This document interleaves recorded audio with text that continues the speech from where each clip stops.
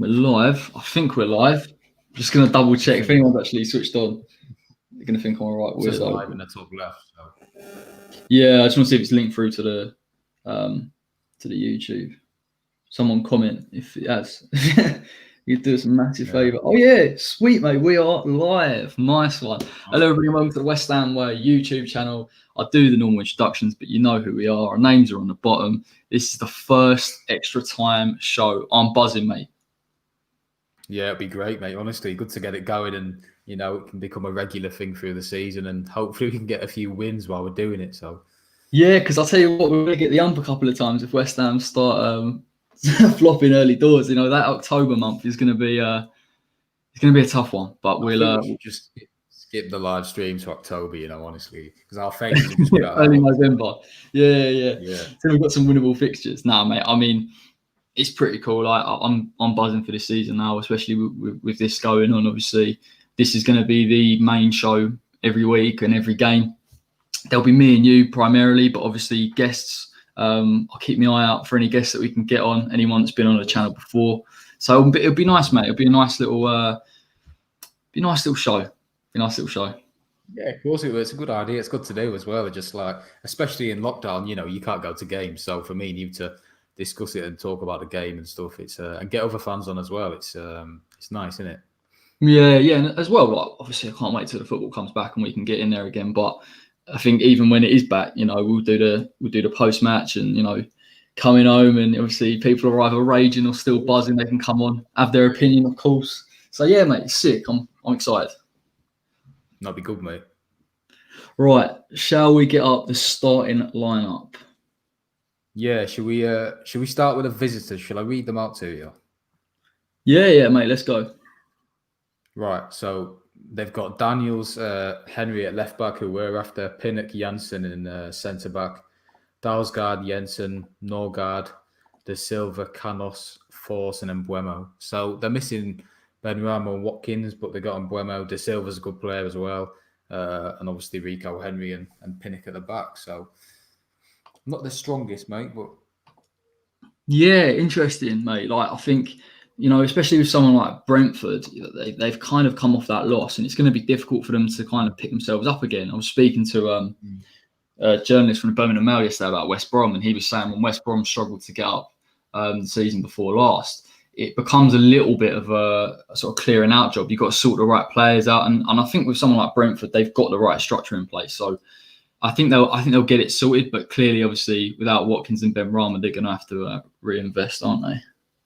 Yeah, it's a shame because I actually wanted them to come up, out of probably any team in the Championship. I just think they have the right structure, like you said, to to keep developing. Even if they sell players, they have the right scouting network and everything to get players in, and players that you don't necessarily know of that just excel, really. So fingers crossed the manager stays and they can come up because their football. I just think they were unlucky, mate, in terms of footballing teams. They were one of the best in the Championship last season. Yeah, no, 100%, mate. Like, I don't watch enough Championship football, but from what I've seen of highlights and clips, I think Brentford would have been a good one to come up for the style of football. But mate, as we all know, the playoffs is a one-off in some aspects, and Fulham done well in the end. Yeah, they did. Joe Bryan with 2 goals, the unlikely source, isn't he? So, but Brentford worked very well. I think Fulham managed them really well in terms of nullifying the threat. And, I don't think Watkins or Benrahma had a sniff really. And Mbuemo was just, wasn't there. So, obviously it's difficult from that aspect. And then Fulham just, even though they had Mitrovic out, they still just, utilised what they had really well. Yeah. And, do you know what? I think Fulham will do all right next season. I don't think they're going to pull up any trees. I mean, a lot of it's down to investment. If I was a Fulham fan, I'd be vaguely encouraged by some of the sort of signings they're after. I think Lamina on loan would be a really good signing for them. Anthony Robinson will probably be a decent-ish signing, although me and you discussed this before. 2 left backs is a bit of a 2 decent left backs as well. Is a bit of a weird move, but listen, you know what Scott Parker's like. He could change it up. He could go defensive, play 3 at the back with wing backs. It gives him options at least. But yeah, I think they'll do all right. I think Parker as well, he'll know the players he wants to get in and what team he wants to build. It's just a case of what does that say about Joe Bryan scoring 2 goals and then getting Robinson in, or does that cause like unhealthy competition in a way? I think they've got Mitro, who's a good player up front, but then they need a bit more going forward. So, but Lemina's a top player. I wanted him at West Ham a few years ago. I think he was obviously he's tailed off, hasn't he? But he's a real player. No, mate, it would have been pretty sick actually to have got Lamina. I think we've done all right now. We've obviously got Tommy Souček in there, who's been a breath of fresh air. Lamina's a bit different. Lamina's a little bit different. I think Souček can do the box to box thing, and I think he's athletic enough to put the miles in. But I don't know. I would have liked Lamina. Lamina suits like a Man City. He's more of a ball playing midfielder. He wouldn't suit a West Ham. Where chasing the ball all the time. Souček's more, box to box, like you said. Allows Rice to go further up. I don't think Lamina would suit West Ham, but someone in like a City or like even like Galatasaray where he went, who will have the ball a lot of the time, he can show what he can do. So yeah, and with that, mate, I've obviously done a lot of work, as you know, into these overlays. So I'm going to give everyone the starting 11. All right, here we go. 3, 2, 1. Ta-da! There you go. Right, the starting 11 for today. Now, I'm presuming it's going to be a 4-2-3-1. I think that's what we're playing a lot. We played it against Ipswich and Wickham. Any surprise names on that team sheet for you, mate, today? I'd say Wilshere, mate. Wilshere's a big surprise for me. But I think Moyes is looking to give him some match sharpness, just test it out with him and Noble in the middle. Maybe Noble's actually another surprise. But I like the fact that Fornals is playing hopefully behind Haller. De Jong and Yarmo are out wide, and hopefully we can give Haller some service and go that way, mate. But what do you think about it? I think it's a very strong lineup. I wasn't necessarily expecting it, to be fair.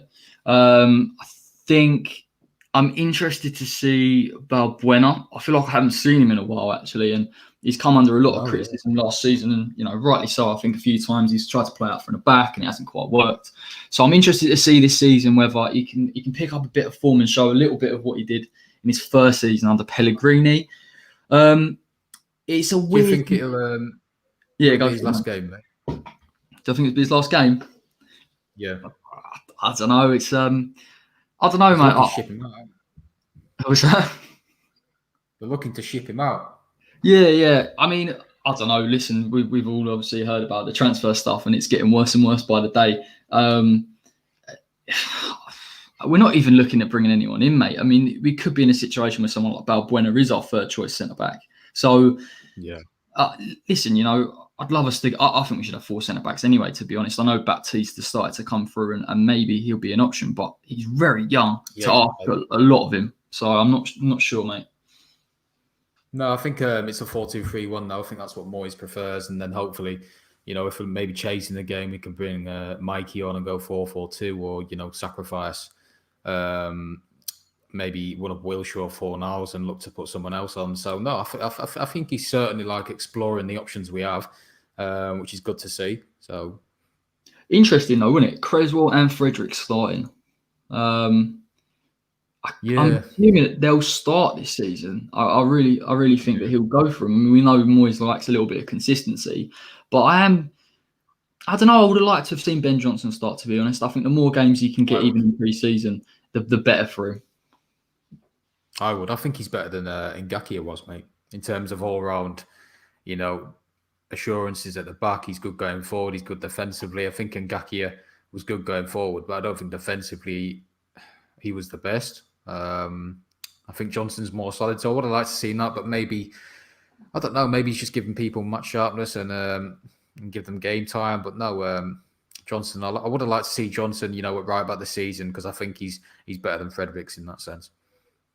Yeah, I agree. I think he's listen, I think the jury was out on Fredericks for a long time. I think it's probably the time to start realising that maybe he's not Premier League quality.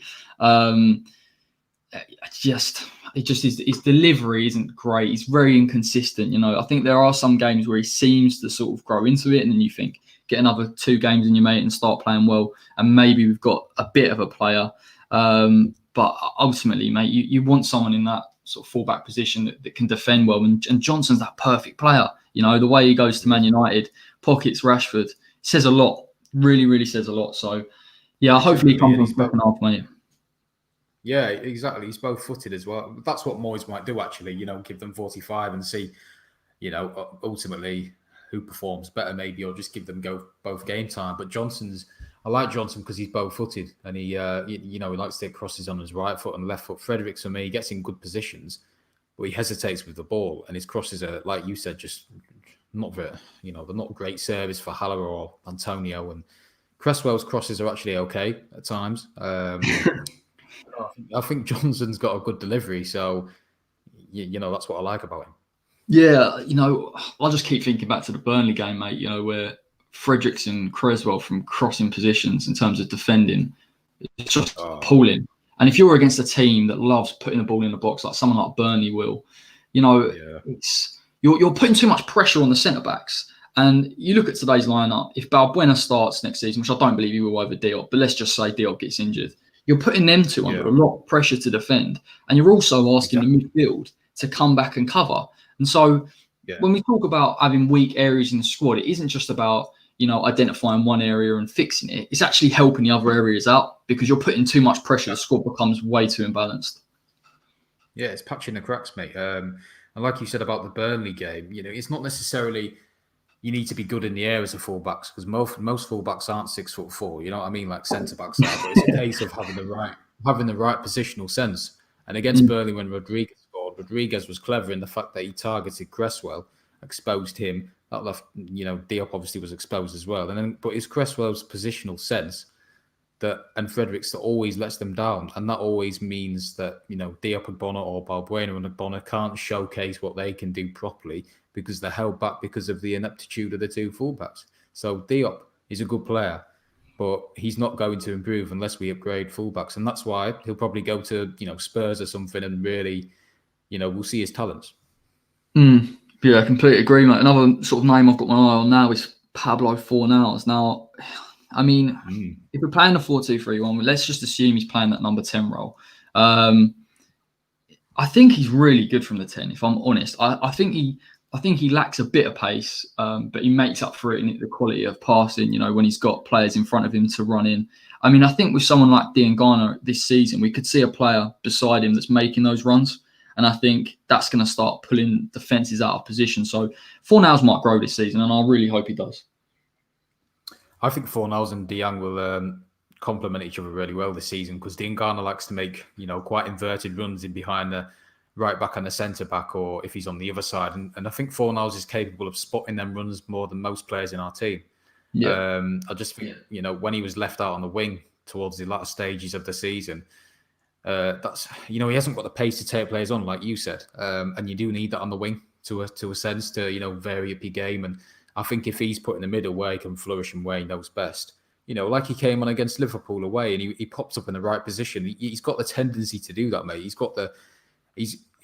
one of the best in our team for finding positions, like he did against Leicester at home as well, where he scored. So hopefully, he's given game time there. Moyes utilises him in the right position. And he can get the best out of Diangana as well. Yeah, completely agree, mate. Let's run through the subs because despite my fantastic design skills, I haven't included the subs because I just wanted Moisey on the side there. That's enough, mate. That graphic's enough.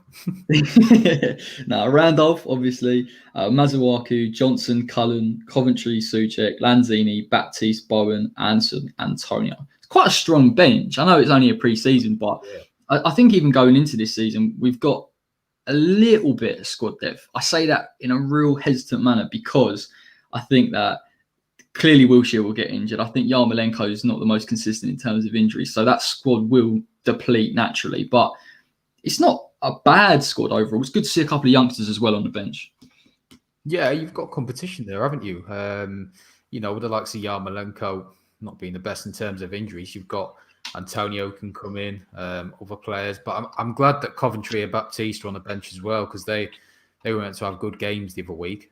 Coventry also assisted for Souček, didn't he? So, that's important. And I'd like to see them both in the second half as well, possibly. And I know that X said there's a few loan offers for them, which might be, the most sensible thing going forward if they're not going to get in the first team and get game time. But there's certainly some talent on that bench for sure. Yeah, it's a tough one, mate, isn't it? I think, obviously, Baptiste did well the other day. You can't tell a lot from just one game. I know people get a bit excited when they see a youngster come through and have a half decent game against like a Wickham, but I think he's one for the future. You know, I've seen Coventry. I did a little video on him and to sort of see what he could offer to the team. I think he's got a lot of potential, if I'm honest. I think his passing ability from deep. He's good defensively, physically as well. So I think he can grow into that role. It was interesting because I don't know if you've seen it, but West Ham put out the behind the scenes video yesterday of them doing all their kit stuff, and Coventry was there. Yeah. So I'm thinking, well, there's got to be something in that. You know, potentially him coming into the squad, maybe featuring on the bench and plugging in for cup games. I'd like to see it, mate. That's what I like about Moyes, mate, is the fact that, you know, he experiments with younger players. He's not shy. He's not afraid to give them a go. And Coventry's, I see him as a utility player that can really give us some depth. And that's what I'd rather have. I'd rather have younger players who want to pull on the shirt rather than, you know, overpaid foreigners, which you get in a lot of football nowadays. Yeah, no, mate. Yeah, it's good. It's good to see. It's good to see. Right. Let's put up another graphic that I'm excited for. Everyone knows you for your statistical analysis, mate. So let's do it some justice, right? I've got the Grady Diangana stats from last season. Now, would you like to talk us through this?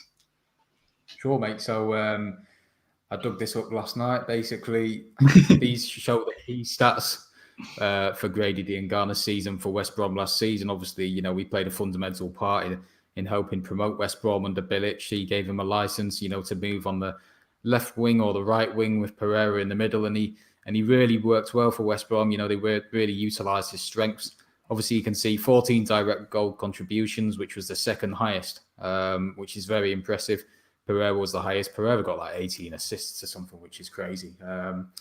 Second behind De Bruyne, I think, and 2.4 dribbles per 90, the most. Per 90 means per game, if you don't know that. So that's obviously impressive as well. That's something Diangana can bring differently to West Ham, mate. I think that, you know, we lack sometimes, apart from Antonio, that direct sense to dribble forward, which for Anderson had, where he can go at defences and scare them. And Diangana's got trickery and abundance, which he can, you know, intertwine with his direct dribbling ability that makes him such a threat, and which I think, you know, we can add a lot to this team this season. 1.4 key passes per 90 as well. 60 progressive runs. Runs kind of intertwines with the dribbles. It's kind of, it means that progressive, you start inside your own half and you travel 30 metres with the ball, basically. So that's what that means. 42 fouls suffered. That obviously showcases his ability, and I think that was second behind Pereira as well. And 54% dribbling success rate actually surprised me for Diangana because that's his best trait, mate, for me.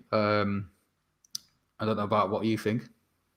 Well, yeah, you know, when you sent it over to me, I sort of looked at it and went 54%. I mean, I think it's something people have got to take into consideration. I appreciate these stats, you know, do take that into consideration. But he's played 30 games for West Brom this season, and I spoke to obviously that West Brom correspondent yesterday from the Birmingham Mail, and he said to me, Grady had an injury throughout the season. It took him a while to pick up his form, but then once he gets his form, he's a real pivotal player. And I think with someone like Grady, you're not looking for successful dribbling. You're looking for someone with a bit of pace and power that's going to get in behind. And when you see the progressive runs and you see him attempting to take players on, I think not only is that positive to West Ham's attacking play, but it's giving the other players an opportunity to move in behind. You know, to defenses sometimes could come up against West Ham when you've got Antonio up front and it's very static and it's easy to defend against. When you've got someone that's willing to take defenders on, naturally they're going to pull out of position. And literally, mate, I think Diangana and Bowen on either wing this season are going to cause so many problems.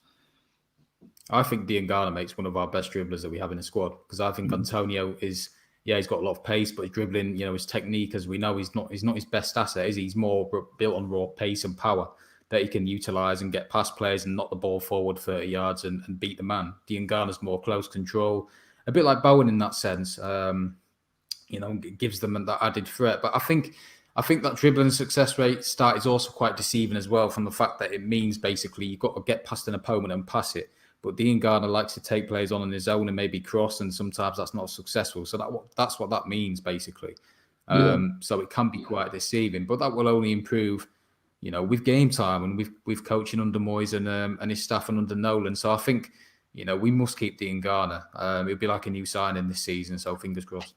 Yeah, especially because West Brom are looking at him and trying to bring him in. I mean, I think the Yeah, thing is with yeah, Grady, and we've seen from the press, it's very much can he get the game time? He wants to move on. He's done a brilliant job in the Championship. He needs Premier League experience, in my opinion. And listen, even when we saw again the other day against Ipswich, the composure to lay Allaire in, I think it was for maybe his second goal. We weren't yeah, seeing that from Grady as much. He likes to take players on. But I think, not similar at all, but with Adama Traore, for example, the biggest criticism of him for a long time was his composure and being able to find that final pass. And when you get that into yeah, your game, you become a real effective player. And I think we're seeing that with yeah. Grady. He's becoming more effective. He's a little bit more clinical. And yeah, like you say, he's going to be pivotal next season. I think he's already got that, mate. That composure that Traore didn't have, like you touched on. I think the fact that he needed that, game time at West Brom desperately to try and unlock that talent more, because he's got the composure. He can bang it in from 30 yards, no problem. We saw his debut, didn't we, in the FA Cup when he played for us? Who was it against, mate? Macclesfield. Was it? We won it. Yeah. His ability there, to get past players and put it in the net. I know it was Macclesfield, but that showcased his ability, and then his loan just furthered that development.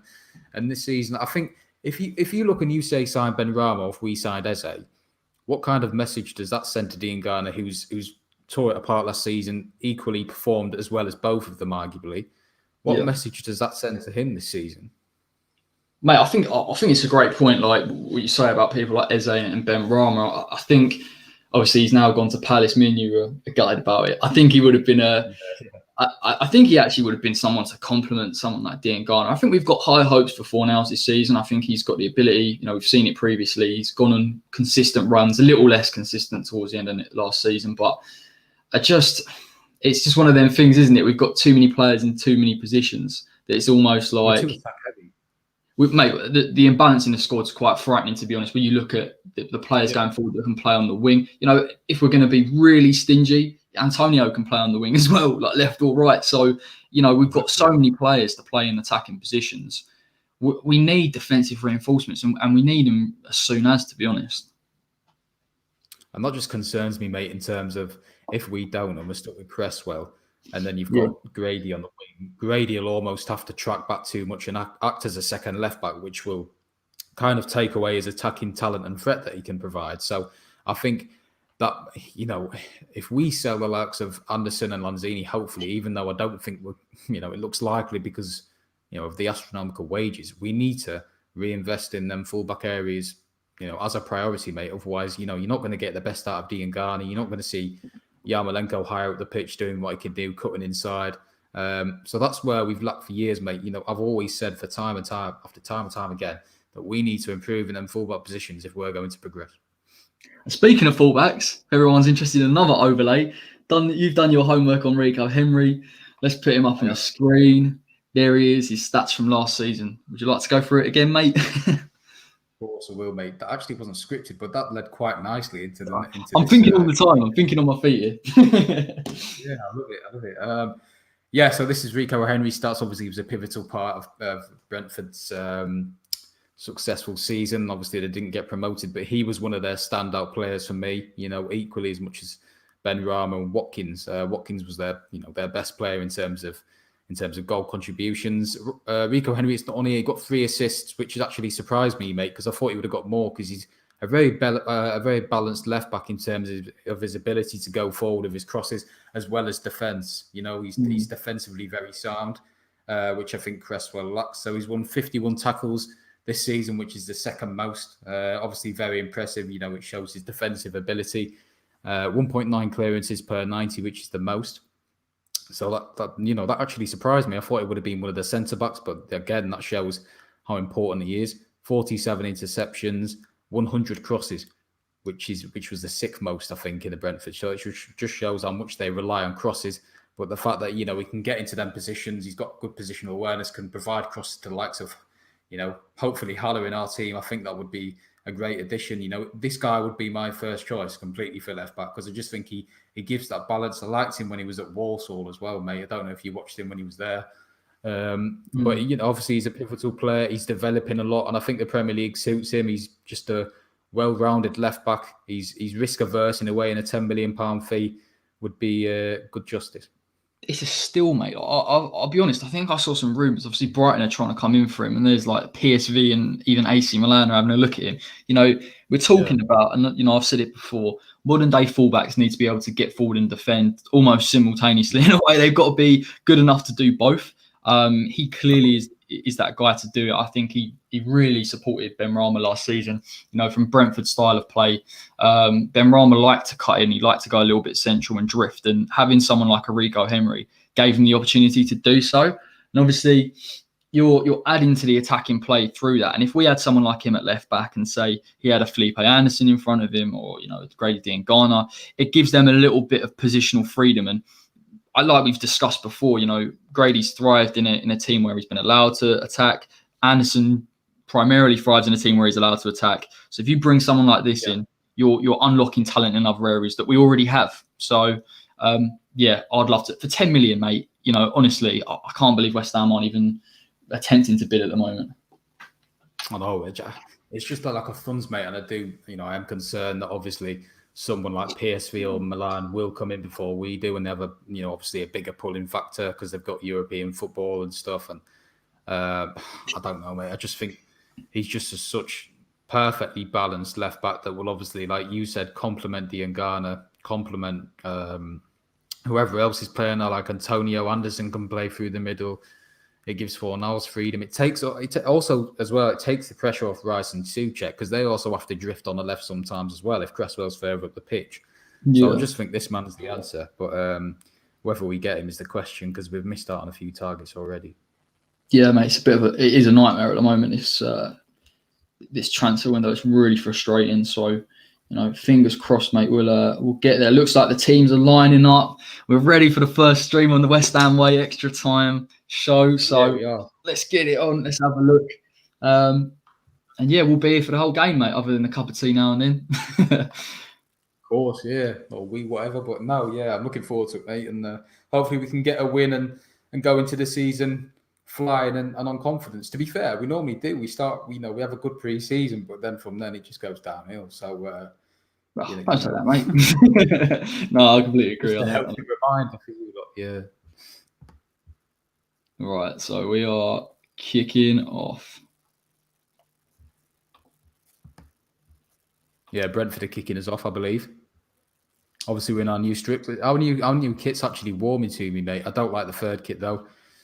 Yeah, third kit's is a little bit cheap for me. I had a mate message just the other day saying, "Oh, it's nice, I bought it." I was like, "I don't know, man. I don't know. I'm not sold on it as I thought I was going to be," which is a real shame. But yeah, only West Ham can make a black and gold kit look like that.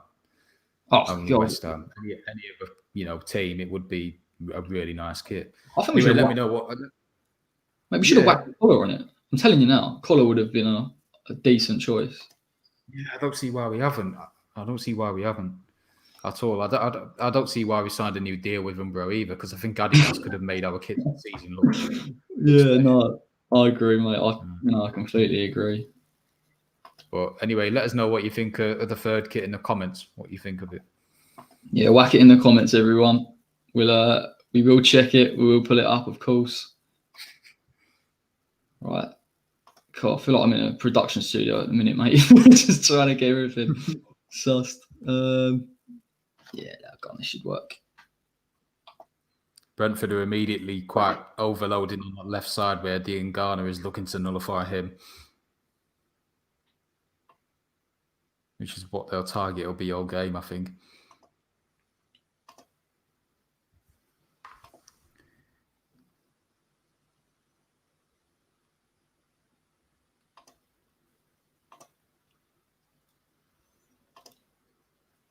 Let's have a watch. Good ball. Here we go, Fredericks. These are the positions he gets in, mate. But look at that cross. It's not a bad one, actually.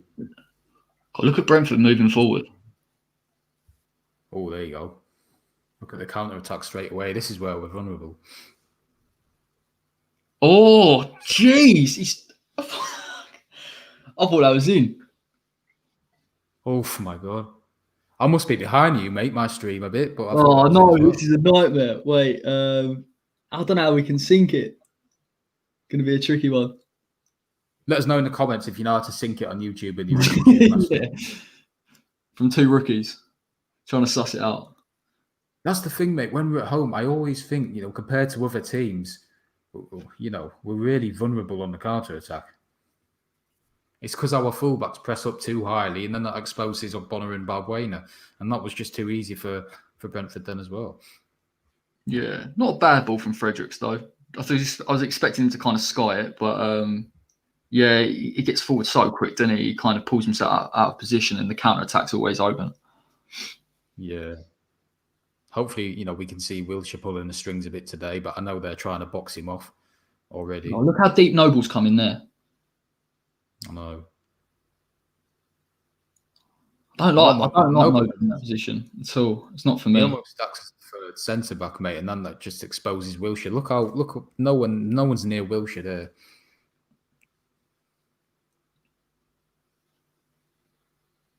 I think Brentford are a good footballing team, mate. Yeah, they are, mate. Just speaking about the old home kit, I mean, I think that's my favourite kit this season. It's a little bit tasty, to be fair. Oh, I actually like it. Initially, I didn't like it, but it's actually warming to me. Do you think that's because the third kit is so bad that you've decided that the home kit's actually the better of all the options? Yeah, quite possibly. Yeah, I don't think it can get any worse. So, no, I didn't like it. I didn't, but it's actually quite nice. I like the away kit as well, actually, mate. It reminds me. You remember when we sponsored by SBO but a few seasons back, and we had that Championship one. Oh, they're playing some good stuff. Oh, old Kev Nolan's put some weight on me, hasn't he? Yeah, nice, big lump, mate. Hey, what minute are you on? Just so I wonder if I can try and I'm on the 3rd minute, mate. I'm on 3:45. What are you on? 3:42, mate. I'm on 3:49 now. Oh, there you go. Look at that. Yeah. Beautiful. Big sync. Proper pros at this, clearly. I wonder if Thomas Frank's staying then, because they clearly have a good here we go. Goal. Oh, that's a finish. Yeah. That is a finish. Fair play. What you want from him. Andrei Yarmolenko making me work super hard. Now I've got to change the old banners. Nice one, mate.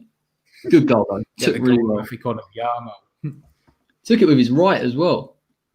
It's Fornals as well, mate, in that central position. Well, I suppose equally is the fact that we get pulled out of position. Brentford will get pulled out of position when they start to attack with numbers. So that's what's happened there. And Fornals with that clinical bit of passing in the final third. It'd be quite a high-scoring game, I think. It's a good finish, though, from Yarmo coming inside, Rico Henry. There's just no doubt he's not going to finish in that position.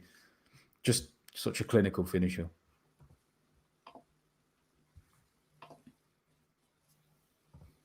We've got goals in this team, mate. Let's be honest. Do you know what I mean? Like, you see it now and you think, yeah, there are collapses, but we look powerful going forward. Yeah, for our attacking options are good. I just think it's the defence, honestly. And if you don't have that balance, you're going to struggle and you're going to need goals. I heard a rumour about Cresswell being linked to Bournemouth yesterday. Do you know what? I was literally just about to say that as well. Yeah. Just came on the screen, didn't he, then? Obviously, I don't think there's much truth in that, as X said, but no £6 million. I don't see why Bournemouth would be after him, but I know their manager has a lot of ties with West Ham, so he thinks deals could be done in the future between us and Bournemouth. I mean, I'd bite their hand off for £6 million. I really, really would. I'd take £1 for him, mate, to be honest. It's interesting just watching this now, mate. Like, you see Noble coming deep and Wilshere trying to play a little bit more further forward. Clearly, because Wilshere's got a little... I mean, when he's fit, he's got a bit of legs. He can drive a bit. So I think that's the setup today. Fornals pressing high as well. Fornals is very good for pressing. Very good. I think he was one of the highest for attacking third pressures last season. That's nice feet in Buemo. Just I like this boy. Who's this? De Silva. He's a very good player. Yeah, got called up to the under-21s, mate. The other day. Yeah, he's a good. I'd like him, mate. For example, Yarmolenko's gone down. I know he's all right. Oh, That would God. just be typical, wouldn't it? Oh, that he's had a clash with De Silva, I think. But no, if Rice did go, touch what he doesn't, I'd look at someone like De Silva and getting, someone more experienced because I think De Silva's a top player. Yeah, man. I think throughout the season, I'd love to just check a little bit some of these players because there's some quality in that championship. 100%. That's where we should look. That's where our activity should be, rather than foreign leagues where they're not proven, because the championships are very similar to the Premier League in terms of physicality and intensity. God, that don't look good for Yarma. What was it? Was it a head clash or? I think they just clashed just innocuously. Oh, okay. Could do without not losing Yarmolenko. I like Yarmolenko. Is Mikey on the? He is. Yeah. No, yeah, I like Andre as well. I just think he gives a different dynamic even when he comes off the bench. He has that. He's not afraid to cut inside and shoot, which is what we lack sometimes. We sometimes pass it about too much. It's poor. Oh, it was that Fredericks. Yeah, of course it was. Of course. Nice play from Brady. Well done, Pablo. See, look, this is the thing. We're defending in numbers, and that's what. Look at this. Look at this Barcelona. Yeah, nice, unique, mate. But yeah, I think that obviously until certain issues in the team are addressed and certain imbalances, I think West Ham have to attack as a collective and defend as a collective. So I think Moyes will try and get them to do that this season. Definitely, mate.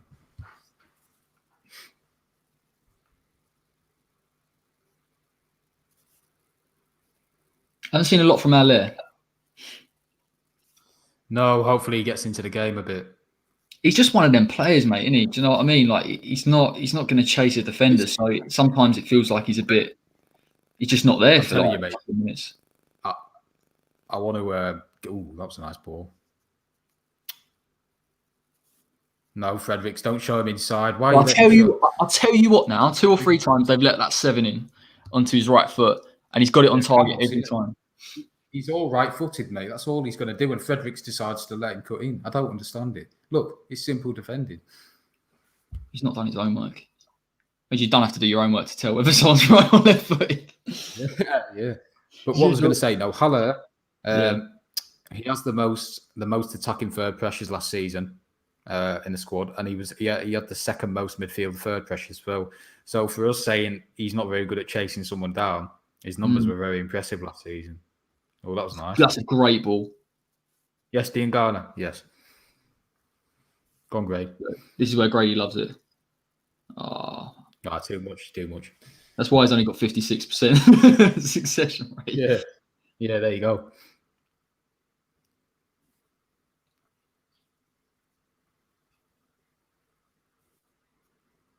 Fredericks, composure now. I mean, why are you coming in that central, to be fair? Oh, what? Oh, good ball from Nose. Dean Garner's very narrow, mate. You're looking at him, he's very, obviously, not now, but before, he's very central. He's looking at that inroad in between the in between the right back and the centre back, like I said, like he did last season. That's where he got a lot of his success from and his goals from getting in positions like that. Yeah. Yarmo's very deep as well. He's coming short. What a ball. It's a lovely ball. Great touch. Oh, that's it. Go on. Oh, cross could have been better. And Cresswell, shoot.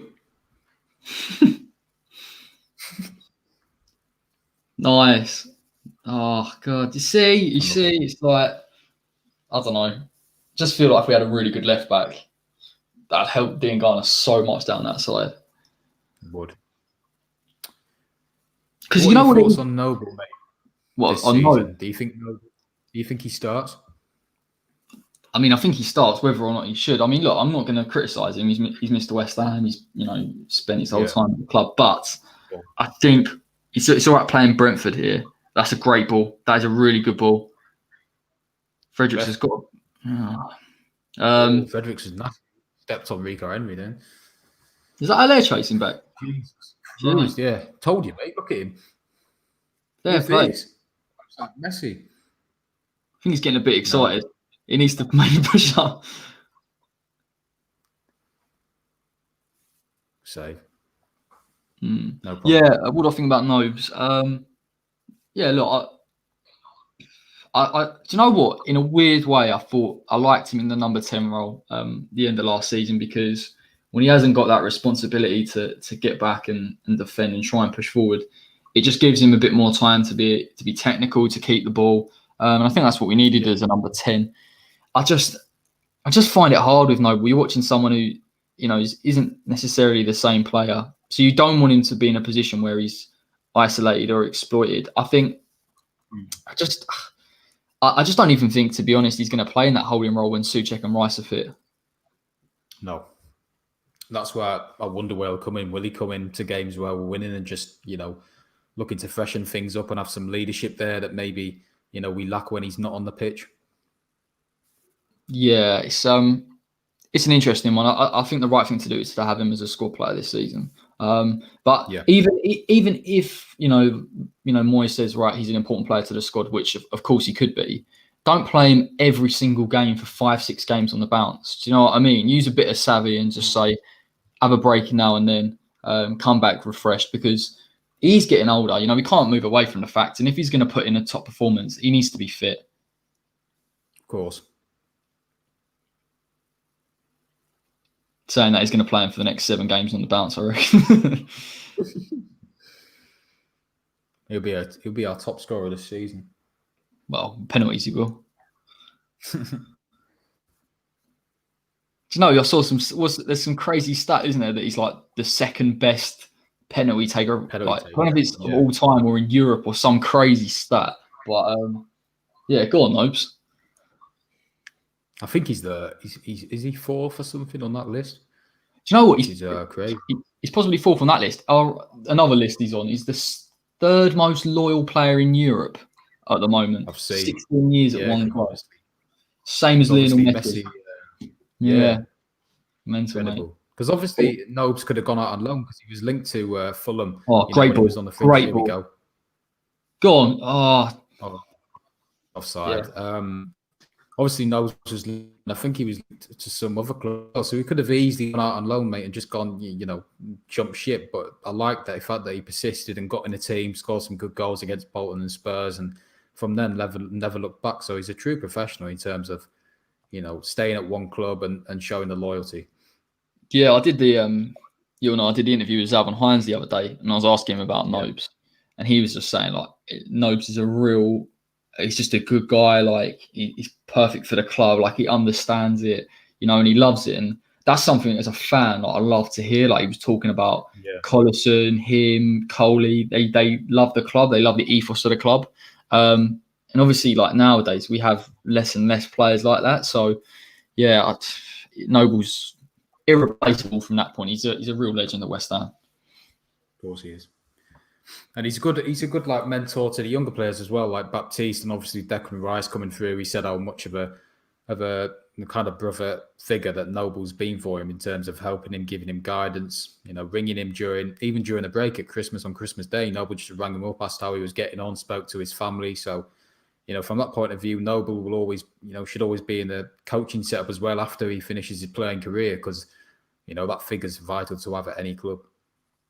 Sorry, mate, just having a look there. You see Ogbonna coming out to the left-hand side to put a foul in. Now, is that the case because Creswell isn't doing his job at left-back? This is what we could see this season, where Ogbonna's, he's aggressive in a tackle. He wants to defend. Is he going to be pulled out of position to cover for someone on the left-hand side? That is the thing. We saw Ogbonna doing it a lot last season in terms of, and he's not, he likes to press his forward quite intensely as well. So he gives a foul away occasionally in dangerous areas like we can see now. And but that is mainly due to him coming out of position, covering Cresswell, and then, leading to situations like this where we're kind of vulnerable from, as you can see there. So, yeah, mate. I mean, Declan Rice not playing today as well. Apparently he's got a little niggle. What do you think of that? He is actually in training, mate. He posted on his Instagram, which we love to see. Of course. Obviously, it's been quoted about, X being concerned about him leaving this window to raise funds, which is just an excuse from the owners again. Yeah, I mean, everyone that's listening, of course, come on after the show and talk about this owner business, because I think Hammers United today released a poll to kind of make it a little bit more official about the fans' voice. So everyone that's seen that poll on social media, vote in it, because it's massively important. Again, I think the attitude towards the board is going to get worse if they sell Rice. And I don't believe they're aware of how important someone like Declan Rice is to West Ham at the moment. So listen, In if you terms sell, of, mate, go on, mate. sorry, mate, if you sell someone like Declan Rice, yeah, you've got to have like, there are other clubs out there. Look at Leicester, sold Harry Maguire, obviously sold Chilwell the other day. You've got to have a plan. You've got to understand what you need to do. And it's one thing, being skint or allegedly skint and trying to bring in money. But for me, there's no plan in place. And so that's my huge concern with it. I mean, that would be for a modern day Premier League football club to lose an asset like Declan Rice and not replace him appropriately. It's suicidal, mate, to a Premier League campaign. Of course it would. Let's face it, mate. He kept us up last season. Without him, we wouldn't have stayed in the Premier League. For the last few seasons, in fact, he's done that. And the fact that, £80 million would be good business, I think we'd accept even 65 plus in this modern day and age, because we simply can't move on Anderson and Lanzini because of the wages, and no clubs are looking to buy them too, because of concerns about their performances. So Rice, it may get to a question where we need to buy, we need to improve in areas. Are we going to do that if we sell Rice? And the answer is no, we're not, because we're not. I can't trust them owners to negotiate properly, set up a transfer plan of say, right, we need to upgrade right back and left back. We need a new centre back to partner on Bonner. We need two backup strikers, because we've only got Haller, who's really a recognisable striker. So that's only one in the squad. Xande Silva's not really getting a look in, so you can, what are you going to do with him? I think attack heavy were fine, but do I trust them to do that and identify the replacements? No, I don't. If you look at other clubs, the likes of Leicester, mate, and the likes of Wolves, Leicester, have brought cheap, but have sold on, heavily the likes of Chilwell as well. Wolves are doing the same with Doherty. They're selling him to Spurs, but they've identified two replacements already. And if we sell Rice, mate, I can't see us, directly replacing him. I can just see us spending it on a load of rubbish. I agree, mate. I think it's hard enough to replace Declan Rice, even if you were a Leicester or a Wolves. Do you know what I mean? Where are you going to get a player like that? But again, if you had some kind of indication that money would be spent on really decent fullbacks and obviously a replacement for Declan Rice, you would I think we all kind of accept that he will move on. But we're more concerned the sort of timing of when he moves on, how much money we get from who we bring in. So, I mean, there are so many caveats to this whole situation, and it's actually increasingly looking like he could potentially go at the end of the window. And obviously it depends on Chelsea selling Kante or Jorginho or whoever. I think Chelsea, what we'll see, they obviously won't meet the valuation. They'll start offering Batshuayis, Barclays, etc. And then if they can sell either Jorginho or Kante quite late, they'll lump that money on. But listen, mate, I think if West Ham these owners are allegedly business people, you don't sell your best asset before the season starts. You just don't. You wait at least. His valuation's not going to go down, let's be honest. No, and with clubs also looking to keep hold of their players and upgrade what they have, we'll be panicking, mate, if we get to, 2 weeks before the end of the transfer window, we haven't got Declan Rice, we've got £80 million to spend. We'll just panic and just buy, a load of players that aren't really needed and don't really fit into the system, because that's the part. You need players to suit the system. Like when we bought, Haller in last season. That's why, he had a good goal return, but that's why, fans are saying he's a flop. He's not a flop. We just didn't play to his strengths and, utilise him in the best way. The same with Dean Garner this season, the same with Fornals. You've got talented players there, but if you don't use them to their ability and, so they can flourish, then it's just going to be a dysfunctional system. Completely agree, mate. Yeah, I'm just having a look here with you speaking about Haller. Very interesting to see what Moyes is trying to do with him. When I saw him in the Ipswich game, he had men around him, Lanzini, Grady Diangana. And you see here, I've seen a lot more work rate from Haller, like visibly him coming back into our own half, trying to support the midfielders, put a bit of pressure on. And then what I've seen is the two fullbacks stay wide, and Diangana, I believe it's, who's on the other side? Oh, Yarmolenko coming in. So I think what's happening here is they're looking to get men around Haller. They've identified that that's how to get the best out of him, which is encouraging, mate. You know, he's a £45 million man. He's clearly got ability. We need to start getting most out of him. Of course. You know, when he was at Frankfurt, he had the likes of Jovic and Rebic as a front three, mate, and they were kind of rotating, and teams couldn't really handle it. You know, even Haller was going on the kind of the left of a front three, and it was causing havoc. And I think Haller can play that lone striker role, of course he can, but he needs the likes of Diangana, Yarmolenko when we're in possession, mate, to get really close to him and almost act as like a front three rather than Yarmolenko and Diangana staying wide. So it'll be interesting, mate. And I think Moyes is definitely, you know, developing a plan around Haller to get his, you know, strengths out of him. Because as we saw early last season, you know, the goals against Watford and Bournemouth, you know, he's got tremendous ability. So if we can do that, mate, and get the best out of him, he's a real good striker on his day. Yeah, mate, 100%. Yeah, it's interesting, mate, at the moment, isn't it? Very. Sorry, man, I'm just laughing at some of the comments.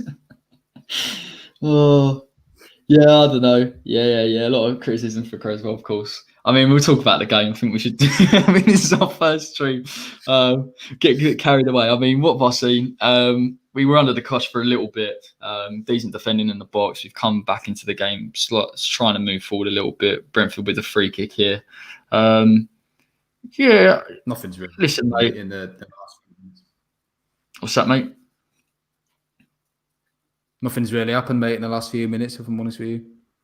Yeah, completely justify why we were talking about something. Yeah, nah. We need a live Twitter feed up here. Mate. What's that? We need a live Twitter feed up here, mate, of like the funny comments just to put them up for the people watching so they can understand what we mean. Oh man, I need to play around. I need to play around with this whole. What's that? Oh, it's a free kick here. Haller's been fouled by Janssen, I believe. Jansson's a weird one. I spoke to All These TV, and he said, like, basically, there was some kind of dispute with him and Bielsa, and despite being one of their best centre backs that season, like Leeds fans loved him. He was like, "Nah, you're off, mate." I was thinking, like, honestly, that man Bielsa just doesn't care. No, he doesn't. And the thing is, you know, they got Ben White in, didn't they? Who's arguably better than him. So, but Jansson's a good player, mate. I like him. He's just you know, he's getting on 30 now as well. So you got to think, you know, we can get better players in who aren't going to cause havoc in the dressing room because you can tell he's a bit of a head case by looking at him. So, you know, you need players that are going to good touch from Rico. Yeah, that's why we want him. You need players that is why I want him. I like that number 6 as well for Brentford. He's a good player. And Buemo. That's good defending.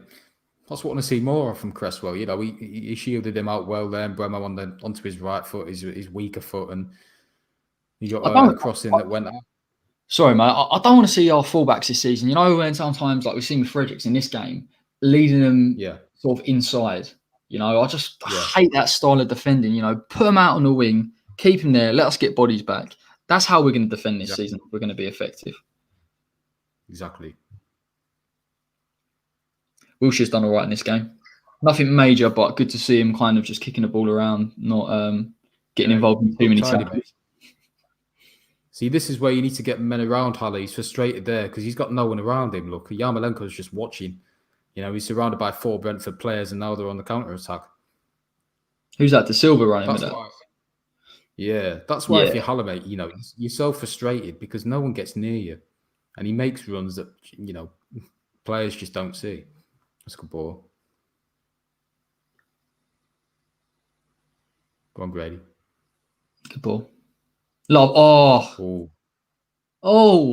See, I think if Grady had switched on then, might have seen it, but would have been tough to stay on side.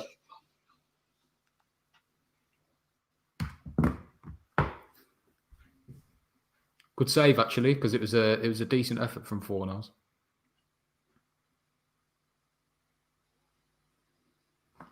Look how many men we've got in their final third. It's about using it now. Yarmolenko, did he get up the pitch?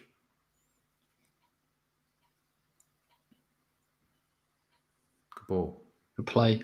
All that delivery now. Across it. No. It's just No, it's just always a nope, mate. I pray for the day I see him like put in a lovely ball. I really do. It's never going to happen, mate. Honestly, you need someone imagine someone there like Matty Cash, feeding them into Haller. It's just He's going to Villa, isn't he? Yeah, he is. Another one bites the dust. Fornals looks good as well. Looks sharp, actually, Fornals. Yeah, you can't take too much from pre-season, but I've been pleasantly surprised, I think, with our style of play out of all of the pre-season games. It is progressive. It's not long ball football. They're trying to pass it around and build the play, but yeah, we'll just see how we cope defensively. Here's Canos. He looks lively, actually. Well done, Oh, good play, Yarmolenko. Well done. Ooh.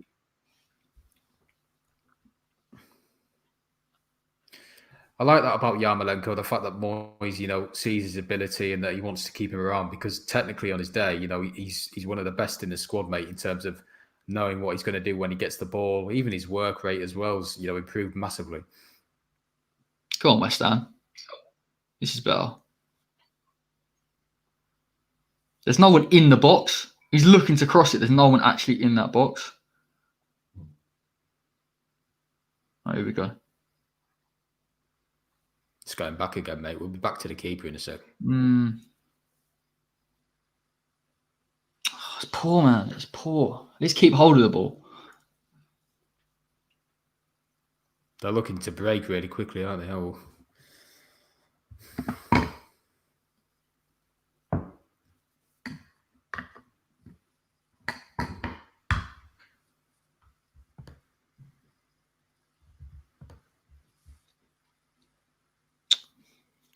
Wasted it.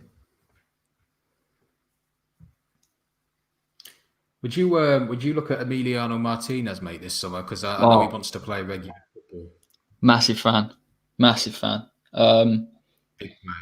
If we were a proper football club and we actually used our money wisely, I'd bring him in for 20 mil. I think you're looking at a guy that could be a top keeper for 4, 5, 6 years. That his performances for Arsenal have been top draw. He's good at shot stopping. He commands his box. I think Fabianski is a good keeper, obviously. Towards the end of last season, he had a few mistakes in his locker, which was a little bit disappointing to see. And obviously, I wouldn't get rid of Fabianski just yet. But if we're looking to progress as a football club, if he's available, I'd just get him in. I really, really would if we had 20 mil kicking around. He said he wants to leave, mate, because he wants regular first-team football. And obviously, Leno's in there and, he's coming back. How old is Martinez? 26, 27? I think he's I say 4 or 5 years because I think he's 28, 29. He's quite old. He's not old, but do you know what I mean? Not the 22-year-old we perhaps think he is. Keepers can play till 35 at least. So you can actually get. Yeah. I mean, I'd like to bring in Martinez. I just, I am really puzzled by our transfer, position currently. We're not really aiming for anything. That's a good ball. Rico. See, look at Rico coming central there. Look how high up he is. He's playing on his future home pitch, mate. He's just getting used to it, that's all. Yeah, you hope Moisey looks at him today and thinks, cool, could have a bit of that at left back. Poor shot. Have a bit of that finishing. Yeah. Typical West Ham next season, isn't it? Look at that Sky. But, do you know what? I am slightly puzzled why we haven't got any money at all. I think that's really odd. There's a few. I don't understand why we've not got at least 20 mil. Where's that money gone from? From the TV money. I know people mention about the lack of revenue given the gate, but we all know that Premier League money eclipses the gate. Exactly. What did we get last season for prize money? I think we got £150 million. So I said that on my Twitter yesterday. Where has that gone? In terms of, obviously they need to pay interest and stuff, but they've got transfer money there, mate. I can't be saying they've got no money, because all the other clubs around us, like Palace and all that, they've all had the effects of COVID as well, but they've all got money to spend and they're being proactive about it. But look at Leeds yesterday. Rodrigo for £30 million. That's a top signing. Yeah. That really is. They're not mucking around. They've identified the areas. Yeah, they're not going to spend in loads of areas. Oh, a really good run from Rico Henry. Oh, that's what he offers, Yeah. mate. That's what he offers. You don't pick him up, you don't track back. That's what he'll do to you.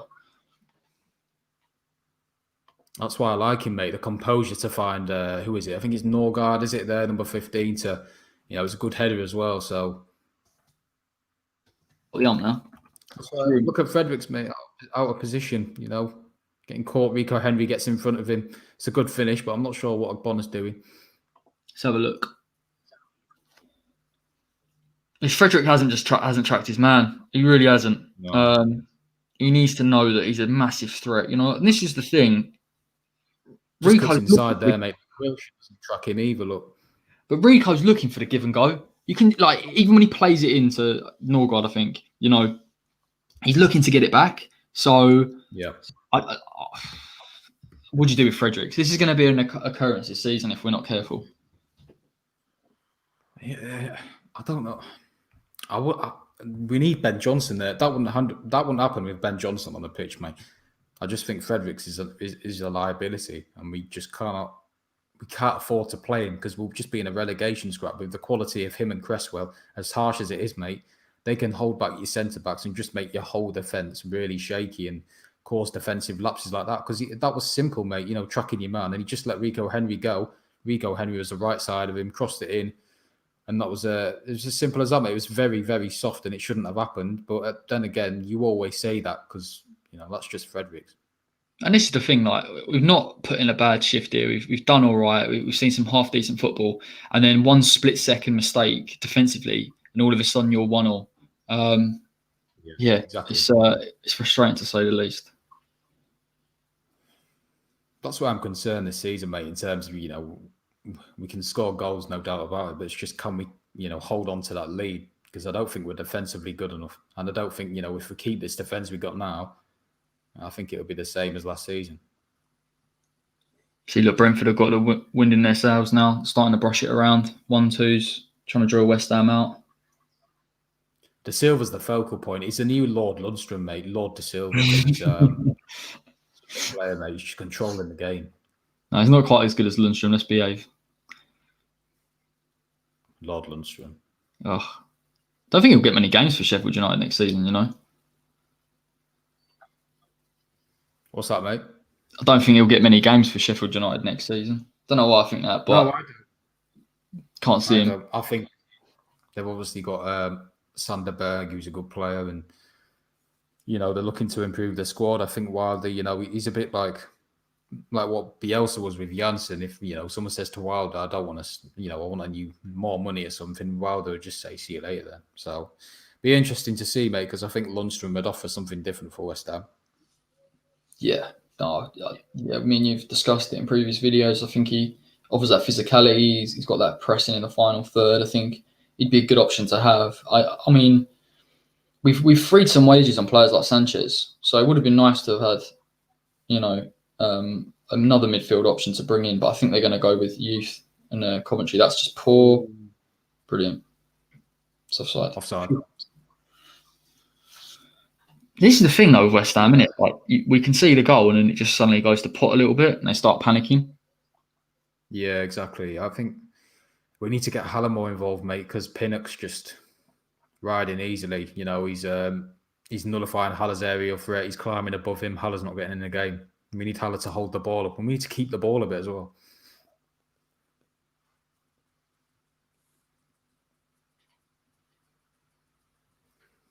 It's an odd one with Balbuena as well, mate, because I thought Balbuena looked really impressive when he first came in under Pellegrini, but, he's made a mistake and he's just never been the same player since. Yeah, I just remember that Wolves game, mate. I think you got etched on my mind. Yeah. There are players like that, aren't they? Confidence players. I think to a degree, Bonner's one. I know he had a long injury, come back, looked a little bit ropey, and then once he got his confidence back, he just became the old Bonner that we know. Balbuena could be the same. To be honest, if we don't have the money to bring anyone in, we're going to have some faith in who we've got. So it's a bit like, well, hopefully, he gets some confidence and he feels comfortable in that starting 11 if he has to come in. Exactly, mate. Did you just see that cross from Cresswell, by the way? Yeah, I heard you laughing. I just kind of, I'll see it. I had But to put it back, man.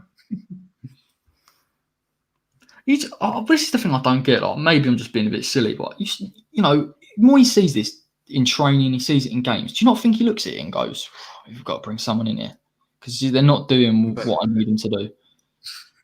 yeah, if I was Moyes, I'd be like, oh, bloody hell, what was that? You know what I mean? It's Let's, just let's just remember here as well. I think this was when he was at Everton. He had Seamus Coleman at right back and Leighton Baines at left, so he knows what a decent fullback looks like. oh yeah, yeah, he does. He does. I think he's got targets definitely, but I just think it's the case of having the money to spend. I think he's identified what Rico Henry. I think he liked Matty Cash as well. But the reason we pulled out of Matty Cash is because we don't have the money to spend to get him. And I think if we did, I think they'd be playing now in West Ham shirts. But yeah, I don't get it because he must see that in training, and be like, Jesus, I can't have this, and for another season because they can't even cross the ball in like that. It's just simple things they can't do. Would you try Masuaku at left back at all? No, no, that because he's not an upgrade on Cresswell in terms of defensively, is he? He's always caught out of position, Masuaku, and he's not like for the pace he's got. He's not very defensively alert. He always lets players get past him. But Masuaku, at the start of last season, before he gets sent off against Villa, I think it was, he actually looked like he owned that position and he played really well. What would you do? I think it's a tough one, mate. Like, I agree with you. I don't think he's a left back. The only reason I say it is I think that maybe if somehow you gave him a run of games, I wouldn't do it. I mean, it's so risky, but where you just continually played him at left back, and then you'd hope that maybe even someone like Stuart Pearce would coach him into that role. But I think sometimes with players, they're naturally a certain type of position, so it's tricky. But because I think that with the raw attributes of someone like Masuaku's dribbling pace, I think he's a good player. He's a good football player. But it's about trying to instill that defensive discipline. I'm not sure why on earth we bought him if he's clearly not a left back. I still don't really understand that deal. Well, at Olympiacos, he played as a winger, didn't he? And he was I watched this YouTube thing, as you do when you linked with a player, and he just scored some.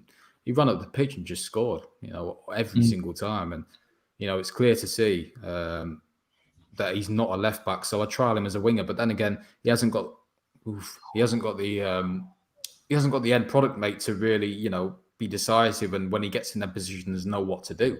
So I don't know what his best position is. But like you said, if Stuart Pearce can coach him defensively and get the techniques right with him, then maybe he could play still. But I still think he's got something to. He's got a part to play, mate. So. Yeah, definitely, mate. He's definitely going to be in the squad. I've seen he was buzzing about the third kit, which is a bit weird, but clearly he's staying. Yeah, from that. Well, it's because we can't afford to replace him, mate. That's why he's staying. Can't afford a proper kit designer or ever. No. Well, did you see the concept kits on Twitter that are created? Are actually They're better. much better. They're much better. They're levels above what we've got. Yeah. Who's that? Who's that down there? Looks like Jan.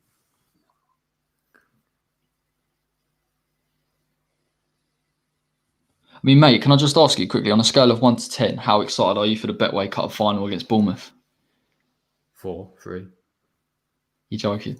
You gotta be a 10 on that. I'm buzzing, mate. 4, 3, mate. Are you a 10?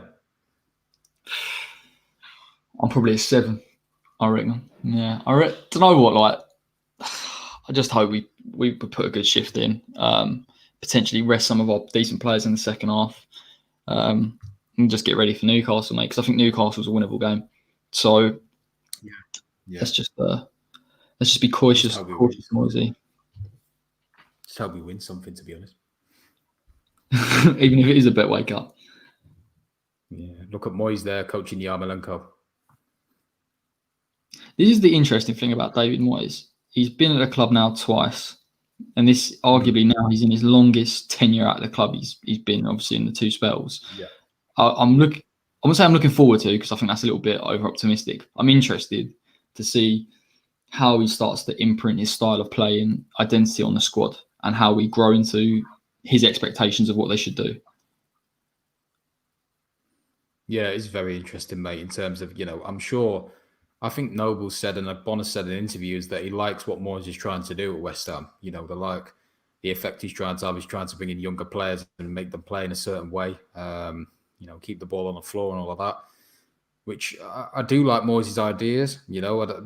I don't like him as a manager, but I like what he's trying to do at the club, and you need to give him the time and facilities to do that. But if you don't, you're going to throw him under the bus.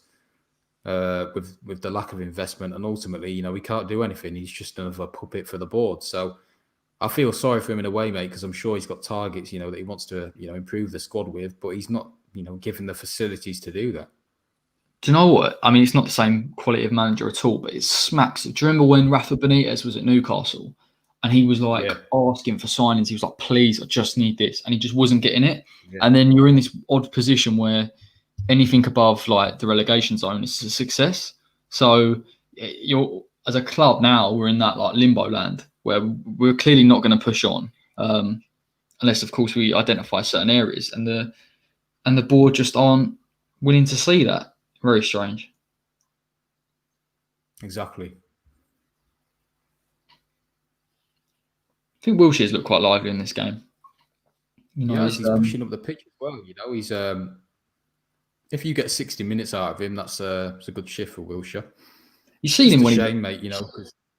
Sorry, mate. There's a delay, and I keep interrupting. Yeah, go on, mate. No, I was just saying, like with someone like Wilshere, you see him in this game. He's kind of switching between coming deep and trying to push on. Arsenal had quite a lot of free license to get forward, and I think that's where you see the best from Wilshere. His little jinking runs, he's playing behind. So I'm not used to seeing him as deep as he's played for West Ham. No, exactly, and I think it is a shame, mate, because when he was at Arsenal, in his prime, you remember that goal against Norwich they scored with Giroud, Wilshere, I think it was Ozil as well. He was a real top player and one of the best midfielders, I'd say, in Europe on his day, back then. But it's just a shame because of his injuries and obviously his ankle and stuff that he's had problems with, that he's not the same player since. And, it's tough, mate. It's tough. He's clearly not the same player. Oh, God, here we go. Rico again. Shoot. He scored on that right foot before, I think I pulled it up in a clip the other day. Like, he's come central on his left and scored with his right. He's it's good on both.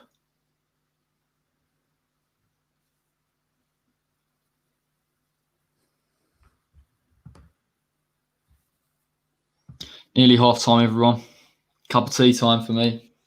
So yeah, it's been a good half, an all right half. I think Brentford have grown as the half's gone on. The Silvers look good in the middle. I think we need more legs in the middle, maybe with someone coming on, maybe get Connor Coventry on, or right back, because they look a threat on that left, don't they, with Rico Henry cutting inside.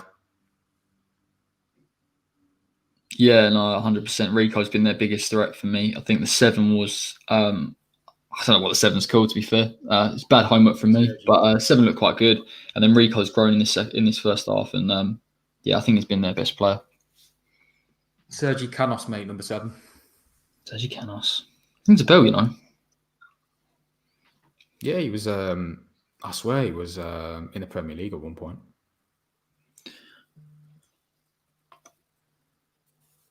No, still not 1-0.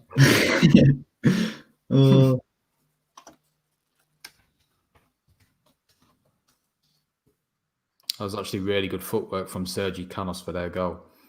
I don't know if you guys have seen it, but the fact that, he just shifted it quickly back to Rico Henry, and that was very clever footwork, actually.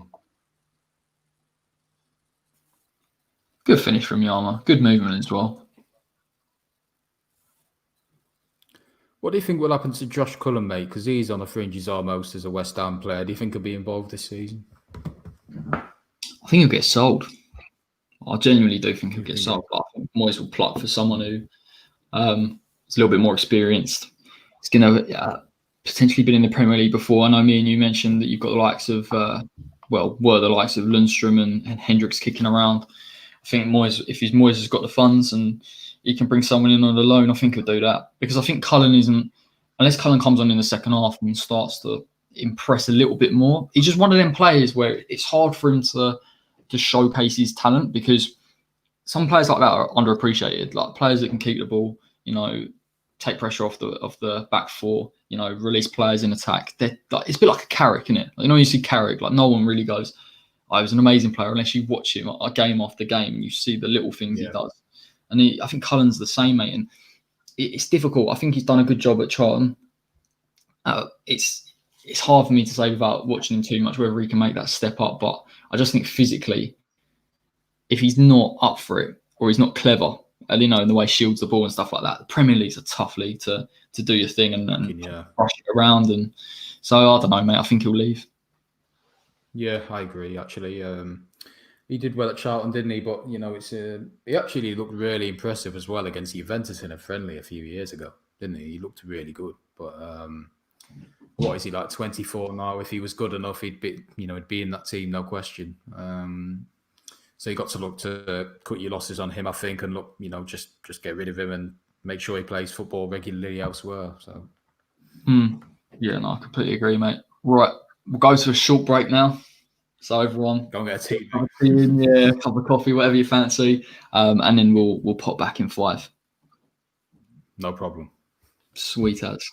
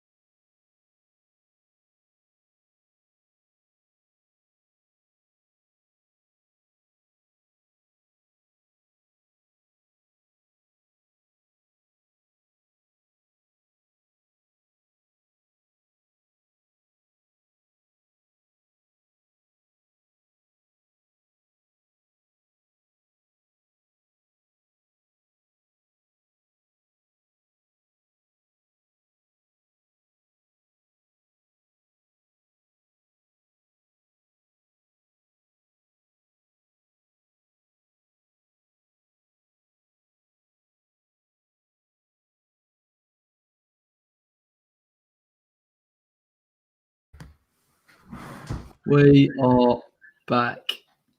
Well, I've just muted Dan, unfortunately, but he is there. Let's get it back to normal. Oh, never mind.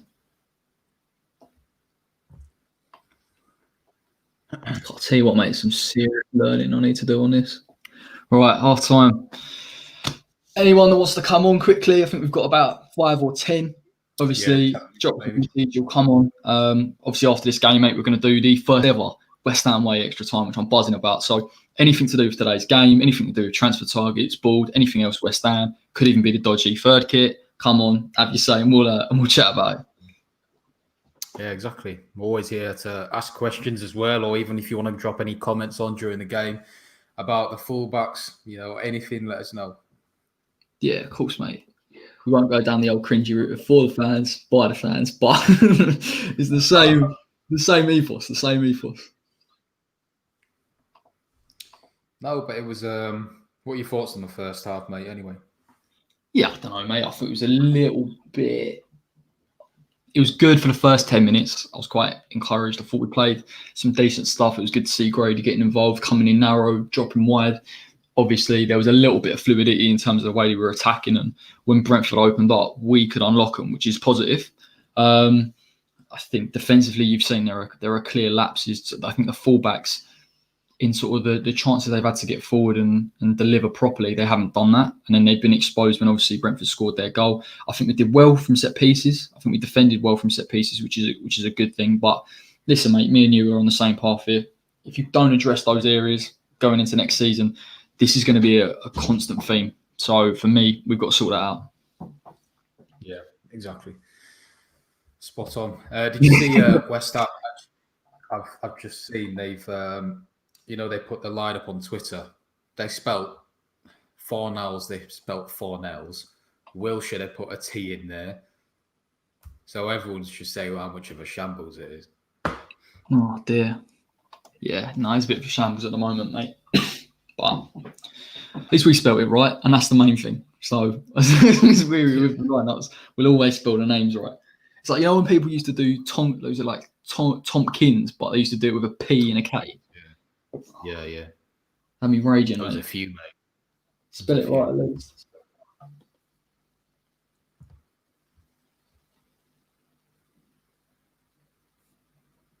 Right. 21,000 people watching the stream. Is that true? Hey? I thought you meant R1.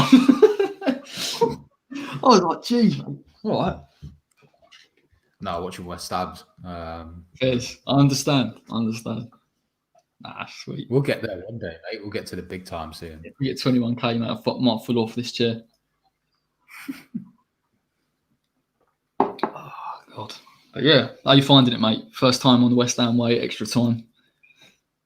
It's good, mate. I'm loving it. It'd be nice to get people on after the game and just, get their thoughts and everything and, hear someone else's opinion. Do you know what I mean? And see what they have to say about it. Well, how are you finding it as host?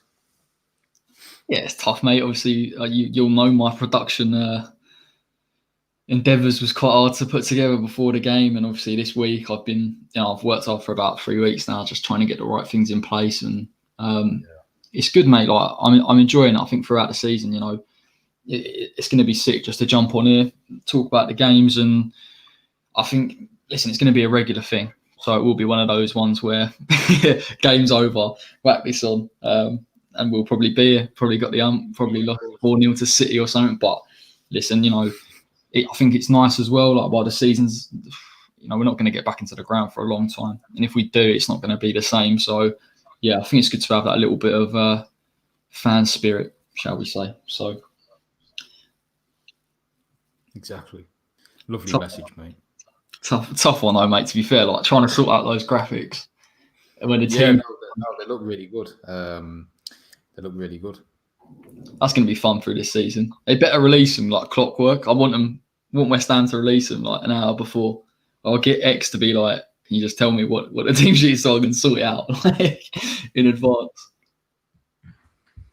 No, maybe we can do the visitor team sheet as well. I can help you, design that maybe, and if they're released an hour before. Yeah, mate. We're gonna have in the future, we're just gonna have a week full of me and you putting together graphics and just put them in all the time.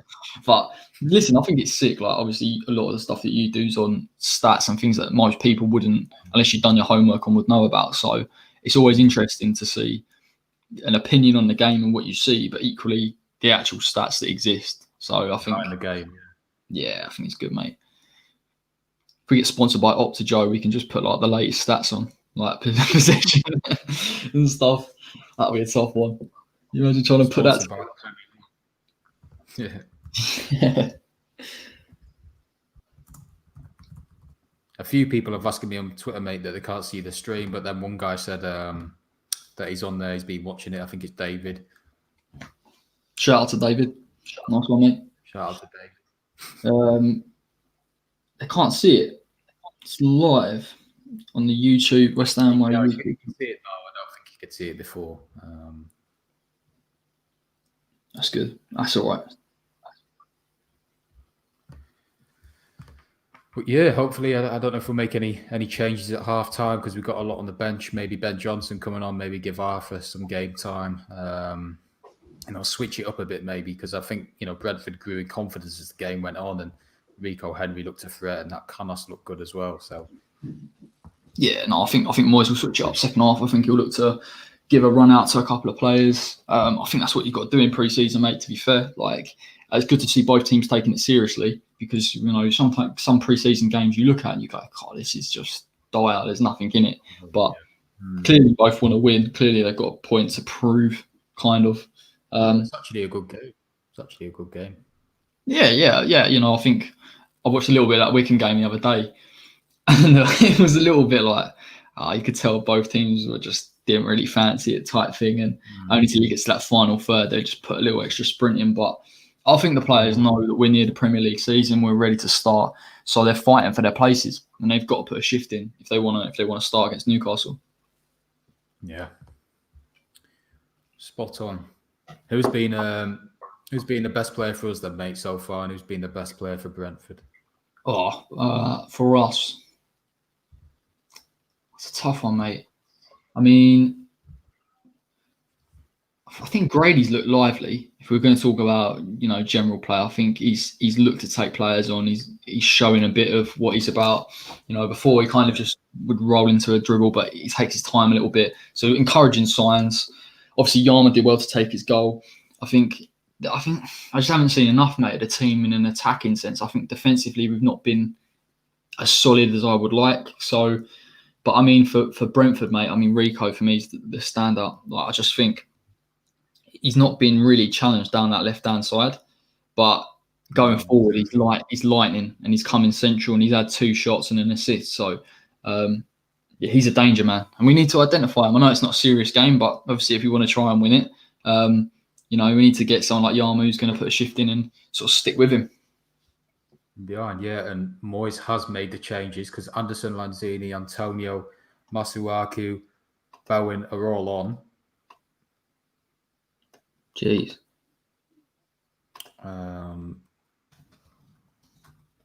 So that's promising. Hopefully Anderson can show what he's about second half because he's got a point to prove at West Ham. Fredericks is still on the pitch though. Who was that, mate? Josh Cullen is there. Got Anderson, Lanzini, Antonio, Masuaku, Bowen. Cullen, Souček. Gee, 7 changes. All right. And Brentford, let me just check if they've made any changes. So we're just looking to give people game time, rotate it, and give them much sharpness because Lanzini needs it. I think he was lacking that since his injury. Injuries that he's been having. I like the look of Lanzini the other day. I really did. I think he's an interesting one because the 2 players that are most spoken about are Lanzini and Anderson, obviously. And Anderson seems to be the guy that's inconsistent. Lanzini seems to be the guy that's finished. And I just thought, I just sometimes with Lanzini, I see him and I think, oh, you fancy it. You fancy it for a few games, and he shows a little bit of quality. So I just hope he finds some of that this season. I'm not asking him to be prime Lanzini here, but if we can't sell him or loan him out, just give us a bit. Do you know what I mean? Even if it's in the final 30 minutes, mate, in the attacking third, because we know he's got the quality. I think he's still got it. Whether he's got the athleticism, jury's out on that massively. I think he's got ability, mate. We've seen that in the West Ham shirt. Under Bilic and with Payet, he was pivotal. He likes to drop deep and impact play, and he's got the technical ability. I just think, his injuries have knackered him a bit, and I don't think he's very physical. He's very lightweight on the ball, which frustrates me in terms of, he gets in good positions, but then he gets shrugs off the ball too easily because he's quite, low center of gravity. He's not got the biggest frame in the world, so I think that frustrates me in a way about him. And I think, if there's a taker for him this summer, we should look to move him on because I think we've got better options. But it is a shame, mate, because he's on his day. He's got good ability. Yeah, right. So West Ham, 48 minutes now, kicking off. A lot of changes have been made. Yeah, just to check, you're on the same. We're on the same wavelength, aren't we? 48-10. I'm on 48-25, mate. It's a shocker here. 48-19, me. No. And I'll pause it. When you get a 48-32, I'll play. Right. No, mate. Class. So you're about a second off in the worst case. So it's just showing the referee now. Buemo's on the floor.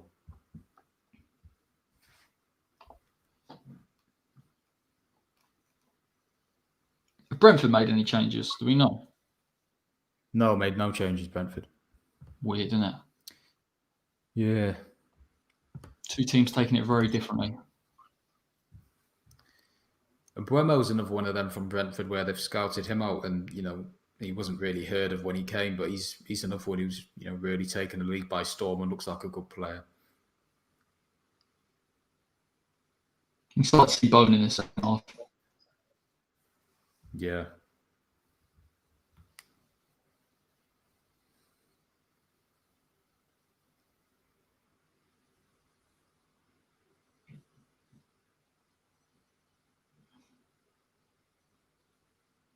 Good pressing from Lanzini.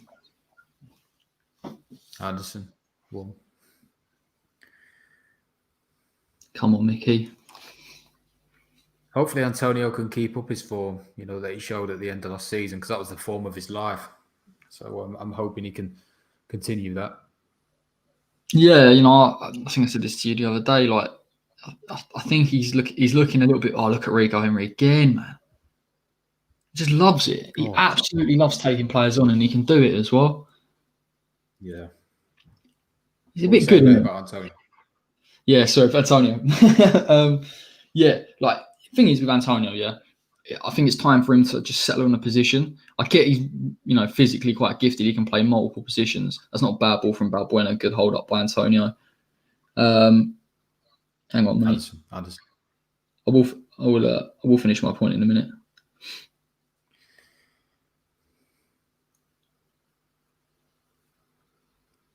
Oh, it's come to nothing, mate. You might as well carry on. Yeah. Anyway, yeah, I was saying Antonio. Yeah, I think it's come to the time where he needs to just stick to a position. I think when he plays up front, he offers a lot. But I think Antonio is one of them guys that benefits from consistency when he's playing. I think if you kept him in that sort of striker role, albeit he will miss a lot of chances unless he improves his finishing, but he will get 10 goals if you just keep him there. I suppose the argument would be, do you keep Antonio there for his work rate and his potential goal tally and what he offers to the team, or do you chance your arm with Allaire, who's technically a little bit sounder, but requires the team to work a bit more for him? Does that make sense? So it's that's a good point, mate. Yeah, it's a decision to be made by Moyes. We'll see what he does. Yeah, it's an interesting one because obviously you can't leave Antonio out, because of how well he ended the season. He ultimately kept us up, but obviously you got Haller, who's who doesn't want to be sitting on the bench because he's got the ability to to play games. But I guess it's the opposition we're up against, mate. If we're playing like Liverpool, Haller's just going to be nullified by Van Dijk. So maybe you play Antonio, who's going to give him a bit more physicality. So it's an interesting one. He's got options in them too. They're both different strikers. Yeah, I was just see there and making another nuisance of himself. He's just a battering ram. He's just a battering ram. And he puts himself about, mate, as well, which is what I like about him. He's not Obviously, he's very raw. He's from Sunday League, and he just his effort is second to none. Yeah, and I think as a West Ham fan, that's what you want to see in it. Players playing for the club and putting a shift in at least, even irrespective of their ability.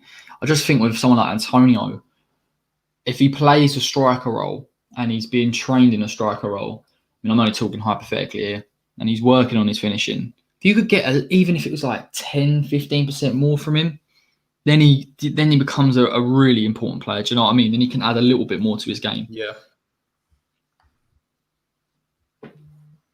No, completely, mate. I just think it's what concerns me is his fitness, and obviously his injury record isn't the best either. So if he gets an injury this season, we're short up front, and then we, because when he's out, we miss him big time. We miss him in terms of his pace and what he can offer. His hands are a little bit like cheese strings, aren't they? They kind of just go all the time. Yeah. It's a little bit. Oh God, no. Oh no. Oh no. He's getting more and more injuries. I think he might be okay. That's a question I want to ask you, mate, and I want to ask fans to come on after. Is Fabianski? Is he regressing? Did he regress last season? Is he on his best form since he was at the club? You can certainly put it on the extra time list, mate. It's a great debate. I've got to be honest. Do you bring someone else in? Do you look to bring Martinez in maybe and good ball. Give competition for that? That's a good ball. Yeah, I don't like Lanzini dropping deep, but I think he looks a little bit energetic in this second half, and I like it when Lanzini. Yeah, 100%. When he's popping that ball around, that's where he's dangerous. But for me, he needs to get in between the lines, the midfield and defensive lines, because that's where he's best. When he's dropping deep, Jesus, there's a chance. Oh dear! Look how easy that was. You know what I mean? We had men there, and it was literally two Brentford players tore us apart, maybe three with Buemo. Look at that. And Buemo, we had four players around Buemo then, and not one of them tackled him. Look, it's hard, mate. 4 players. I think that's why you need Declan in that side. He stops it getting to that stage. Yeah, he does. Yeah, same with Souček as well, pitch, but he's not done much so far.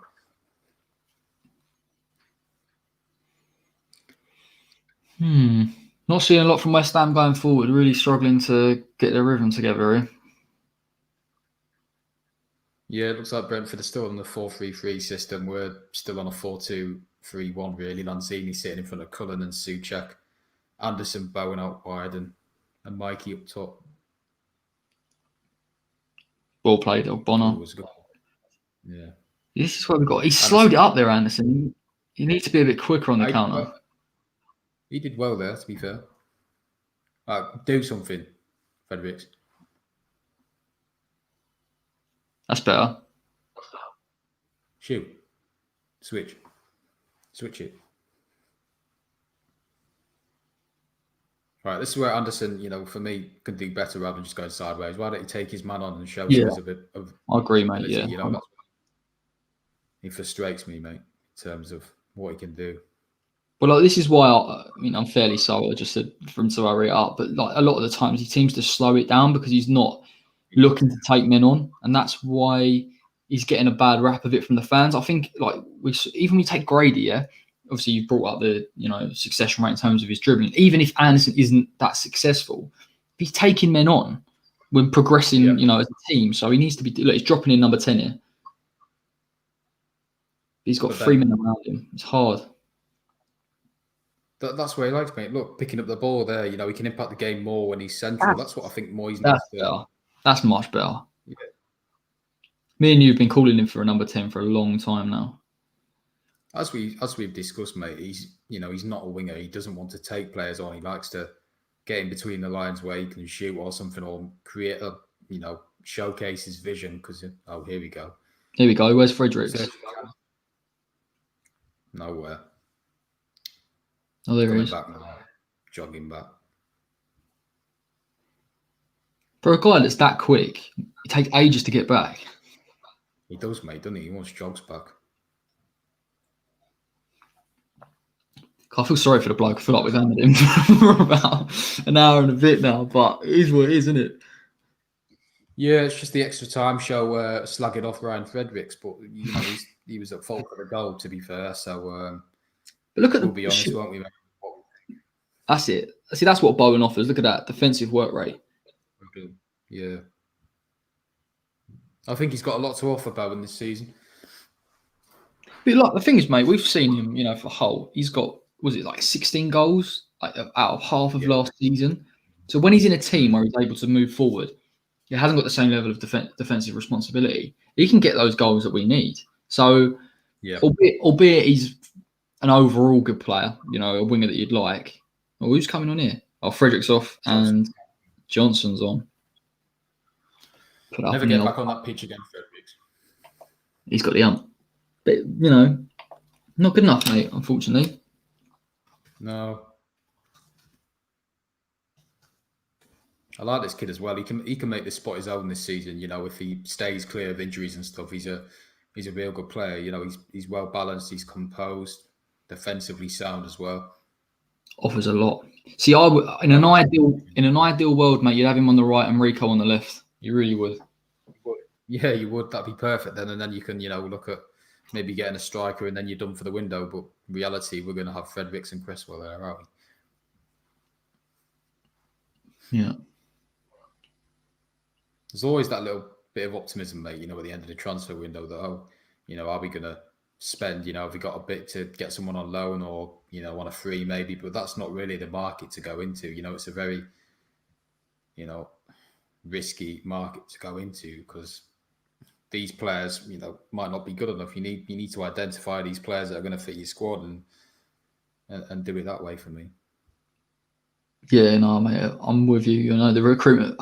I'd love to get someone who's a former head of recruitment or worked in recruitment for football clubs on the channel because it is such a pivotal part of the way a club moves now. Like getting the right players in. I thought it was going in. It's such a pivotal part of modern day football and how teams progress. You've got to look at Leicester. £17 million spent on the likes of Mahrez, Vardy, Kante. They've made what? £200 million. I mean, it's not rocket science, mate. It's business, and you'd think if these owners were so good at business like they say they are, they would have sussed it out by now. Yeah, it's all about the scouting network as well. Like, that's a good ball. Yeah, I was about to say. It's got Johnson on the overlap as well. But look, Johnson doesn't get as far forward. Look, and he's putting that shift to get him back. That's the difference, and that's why he won't get picked. Position, mate. Yeah, you could say Bowen was frustrated then because Johnson could have showed more, but ultimately it's about having that balance. He's not getting forward though, like Anderson though, is he? Look, done really well, Mikel Antonio there. Go on, finish that. Souček, 2-1. Oh. Great goal. That's what I like about Souček. He always gets in the positions, mate. On that FPL video that's coming out soon, Souček is one of my must buys. £5 million.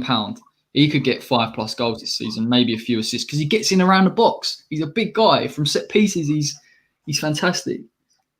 I bet he gets 7+ this season. I reckon he might be our top scorer, Souček. Good finisher as well. It's not an easy finish on the stretch. Yeah, he offers so much, doesn't he? We could talk about Tommy Souček all day. He's a good player. He really is. What a buy. What a buy for what we got him for as well. Well, Souček and Bowen, who's the better signing? For me, it's Souček, but both of them have been fantastic. Well, I think the argument with Bowen, look at Cullen there telling him he's gone forward too much and he's had to cover for him. But that's the way it is, mate, when Souček gets moving. But that's the thing, mate. Like, we've just seen Souček score that goal, yeah? Why are we not talking about someone like Lanzini being up there with Antonio? Do you see what I mean? Why has our holding midfielder got to burst forward to get in the box? Exactly, mate. But I guess that's his tendency. Moyes would instruct him to get forward, play that box-to-box role where he can be effective and get into them positions, I guess.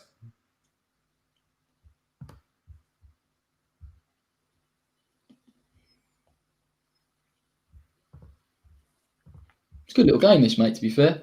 Quite impressed. Yeah, Brentford made about 5 changes as well.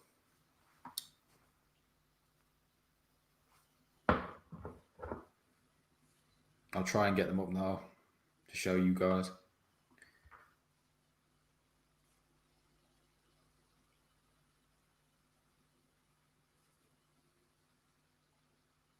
So Brentford have made 11 changes. So it's Daniels, Roslev, Good, Sorensen, Thompson, Nagoma, Marcondes, Zamburek, Valencia, Fosu, and Mogerton up top. You just say they've made that many changes now? Yep. Jeez. Must have switched off then. I just think there's a chance to something else out. But yeah, mental, mate. Bit of a weird one, though. Yeah, just experimenting. I think keep an eye out on number 16. I think he's meant to be a good player. Fosu, I believe it is. I could be wrong, but I think it's Fosu, number 16. Here he is. I bet he gets it out of play now. Oh, good tackle. Should Balbuena sent that behind the goal? Maybe.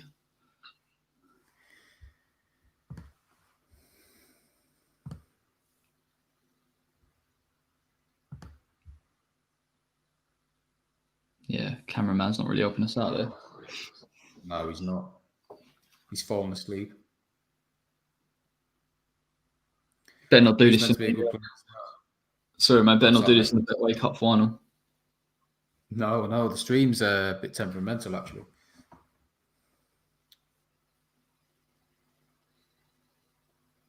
Masuaku's struggling.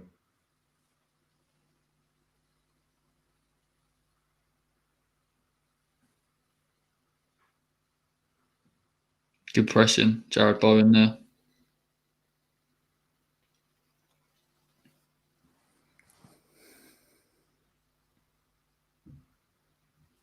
Good tackle.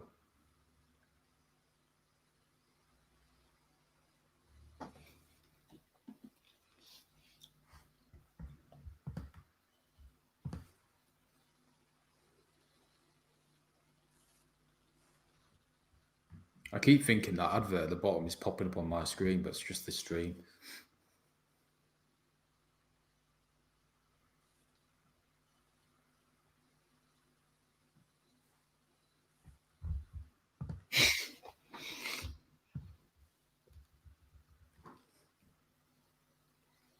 That's a good turn. Yeah, good cut out actually there by Anderson. Yeah, go on, Anderson. Use a bit of pace now.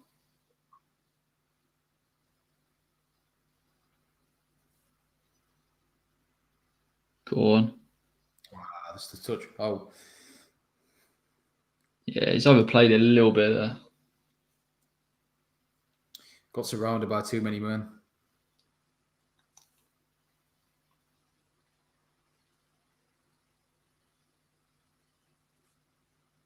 Just hope we don't sit back too much. Yeah. Ben Johnson looks like he's bulking up a bit as well. I thought someone said he was like number 27. Like on social media, they were saying, no, he's 27, mate. No, he's 31. Ben Johnson. I think.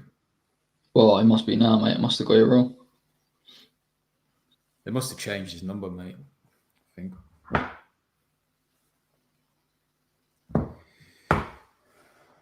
That's right. David said on Twitter, Anderson's just so frustrating at times. That's true because, you know, he's got such ability, but like we've said before, mate, you know, he almost slows down the attack, and you know, we know he's got that ability to unlock defenses, but he's not consistent enough. Yeah, completely agree, mate. Like I was quite encouraged, even if he lost the ball there, he's trying to be a bit more progressive and run with it. He's got to get that into his game a bit more. Like he's lost it. You know, when he first come to West Ham, that's what we liked him for. You know, the counter attacks he had up blistering pace, and he was really good at kind of running with the ball at a really fast pace as well. It's quite a unique skill to have. So I mean, he's got to get that back in his locker, and he's got to start showing it on the pitch. I just don't know if he's suited to the Premier League, mate. Some players just come and just, you know, their attributes aren't suited to this game in English football. So. Antonio down. was a bad tackle, late tackle. Oh, nasty one, mate, when he rolls over the top of your foot.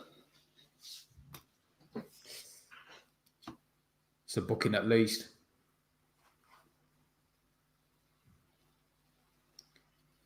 Yeah, it'd be interesting to see what happens with them two on screen now, Addison and Lanzini, because if they'll still be here, by the end of the transfer window. Oh, not bad. Decent ball in from Lanzini. Soucek shot with a header on target, but not quite enough to beat the Brentford keeper. Feel like one of them dodgy commentators. There's a few stakes, mate, out there. Get on Sky Sports, mate, because they've sacked a load of God, yeah, that was mental, wasn't it? They got rid of Nicholas Thompson and Letizia all at the same time. Yeah, they just sacked them off without any reasoning. Yeah, no, I didn't even come out and say anything, did they? Apparently, Jeff's considering it as well, whether he's going to stay. Yeah, did you see his tweet? Did you see his tweet the other day? Yeah, saw it last night, mate. I wouldn't tune in anymore, to be honest, if Jeff went.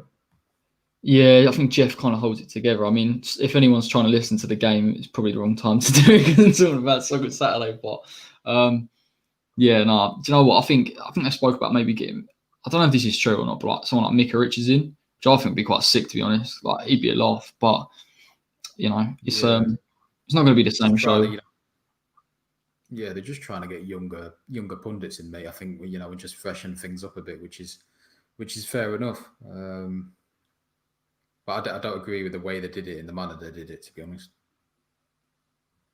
As long as it's not Jermaine Genius, mate, anyway. Ready to cost. Oh yeah.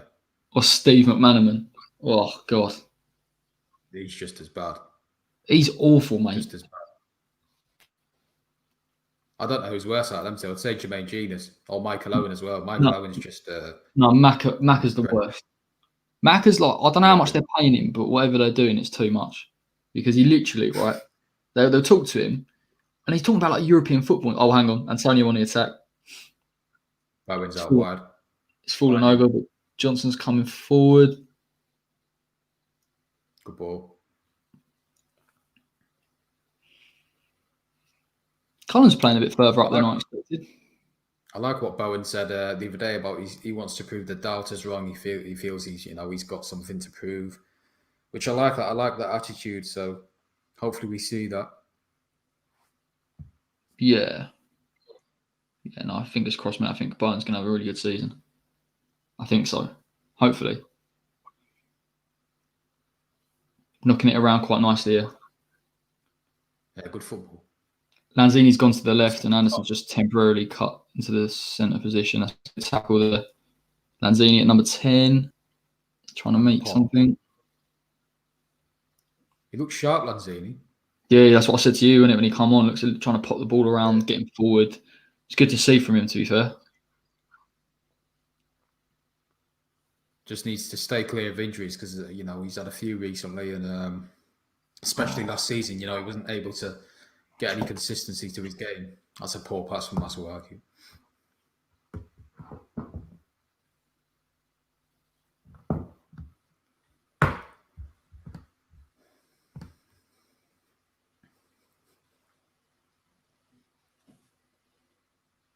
So we are. Oh, mate, have you seen Lazio's new kit as well? It's unreal. Nice. It's unreal. They do have nice kits, don't they? Yeah, yeah.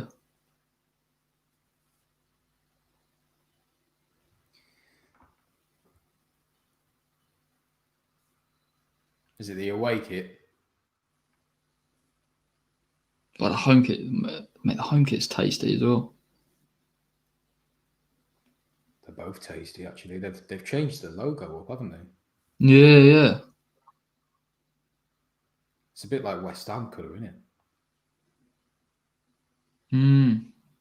I think that away one's tasty. Yeah, I might have to get that. Well, the Lazio or the West Ham one? That's the away kit. Oh, yeah. I think I quite like the retro kind of look on football kits. I don't like the modern day, fitting of them and stuff. I have a few West Ham retro kits. Not. I mean, Antonio's down. Oh no. let's have a look. So you could do that not having Antonio. I mean, if Antonio gets injured before the start of the season, that's a real. He's done his hamstring, mate. You're joking. It looks like it as well, doesn't it? See, this is the issue, isn't it? Like he just picks up these like niggly little injuries. It's just his hamstring, mate. He's never, it's never been the same since that bad injury he got, the bad tear he got. He had to have operation on it. Yeah, he's coming off. Don't look great. All right, let's get the old banner up. Antonio off. Let's see who comes on. Xander Silva, is he on the bench? I'm not too sure. I don't think he was from memory. Connor's coming on. Oh, Connor Coventry. This should be a good one.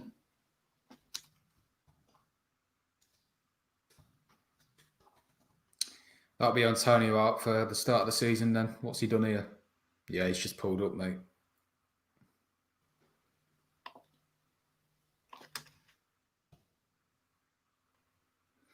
So where's Connor come in here then? Because we're not playing with a recognised striker now. That ain't good. He's gone right down a tunnel. So Bowen's playing up top. Connor's kind of... Anderson's gone out to the right. Lanzini left. And then it's Souček, Cullen and Coventry in the middle.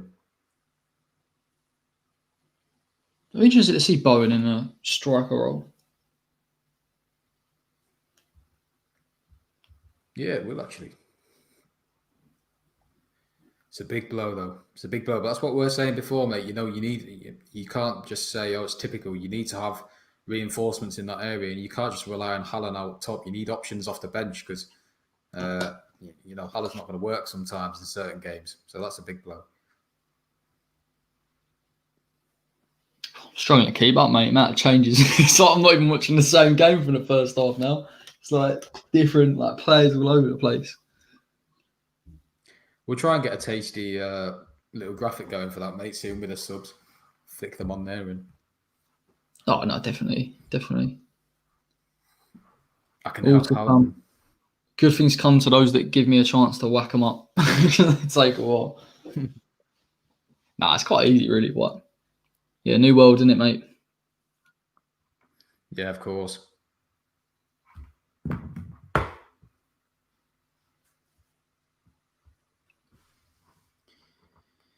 It's been a bit of a poor second half, mate, and non-eventful, really, in terms of chances. And yeah, we've done all right to get that goal.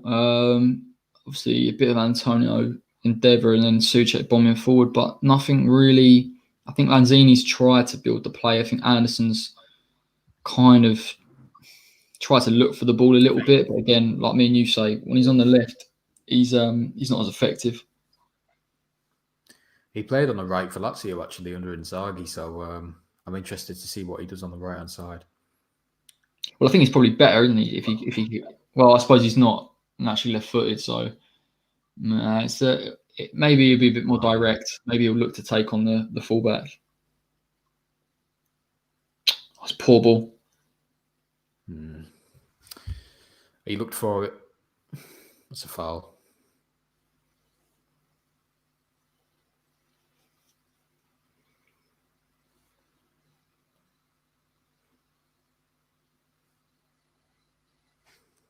"76 minutes gone. West Ham 2, Brentford 1. Nice.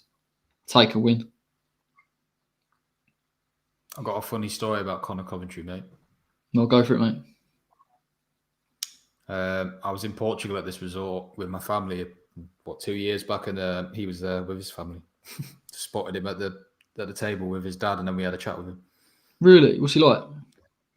Yeah, nice guy, just down to earth, and obviously, that was a few years back, and he was still in the academy, and looking to get out on loan. But no, he's a nice guy, and I think he goes there every year to the same resort as I go to, but obviously not this summer. But yeah, I could have got him an extra time, mate. But now he's big time, isn't he? Oh, he's looking to push to that first team. So Yeah, good luck to him. He seems like a nice lad, and he's a good player as well. So hopefully, he's given the chance, and Brentford are keeping the ball here nicely. Yeah, they're doing well playing between the lines. Bonner's done well there. See, this is the issue now that you got. I mean, Bowen's very isolated up there on his own. We're not getting forward as much. No. Like in the first half, you see the likes of Fornals, Grady, Yarma get forward a lot, and obviously that helped us in an attacking sense. That's a good ball. That was composed as well from Johnson. But yeah, the second half we've kind of dropped back, let Brentford have the ball a little bit, and then when we go forward, we're just not attacking with numbers.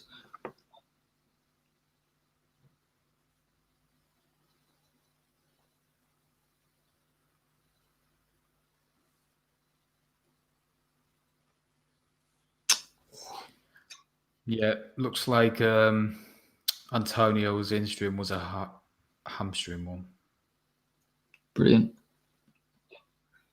Well, this is the thing, mate. Now it puts pressure on us to, if he's out for, I don't know how long he'll be out for, but it certainly reminds us that we need reinforcements up front. Ooh, that was a good ball. What's going on? Yeah, exactly, mate. It's Jesus. I mean, look, Right, this is well done. Yeah. look at this, mate. Like, look how deep Lanzini is. That's just not where That's you're what wanting on the football pitch.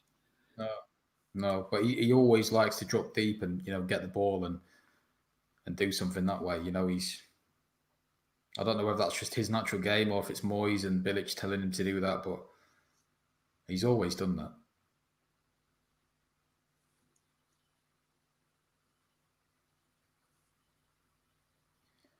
I wonder why Xander Silva isn't on the bench either. I'd like to see him given a go because when he played against Birmingham, was it in the FA Cup? Under a few seasons back, was it? He actually looked lively. He looked really raw. And, could provide something different. So I don't understand why he's not in the squad and not given a go. Maybe Moyes doesn't fancy him, and in that case, we need reinforcements up top. Yeah, no, I completely agree, mate. Haven't really seen much of Xander Silva. They're playing really well with Brentford. He's skied it. Yeah, well, someone like Xander, we haven't really seen enough of. I know he scored a couple of goals in the under-23s, but I've watched 2 of the under-23 highlights this season. He hasn't played for them either, so it could be an injury. But I think he had a bad illness, mate, didn't he? Ruled out for yeah, about a year. I don't know what it was, but he's just recovered, and then obviously he's back at game time. But I don't know if that, you don't know, do you? But no, it's a shame because he was banging the goals in for the under-23s, and I think his goal record there is really good. yeah, exactly. Yeah, he's got a lot of promise, mate. West Ham on the attack, pulls it back. Lanzini. Oh, good shot. Good save. Looking lively. Really is a positive to see from Lanzini.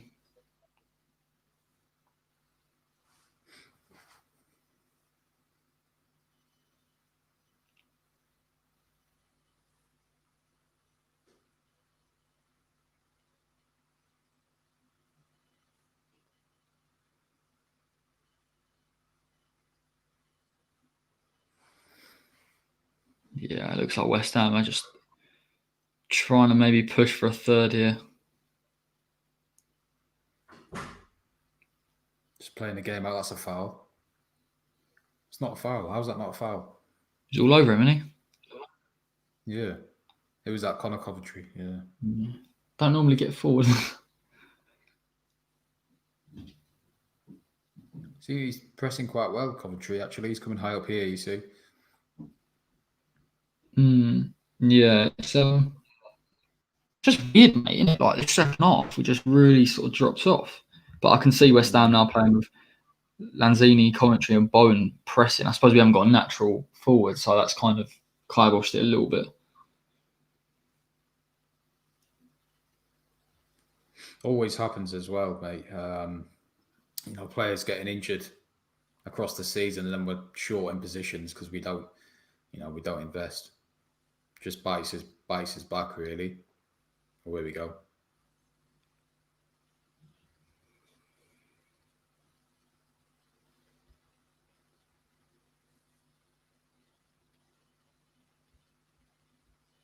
Well, he's done him there, to be fair.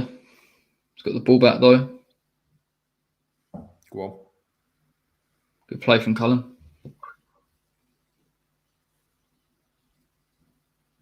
Go on, I'll give you Arthur.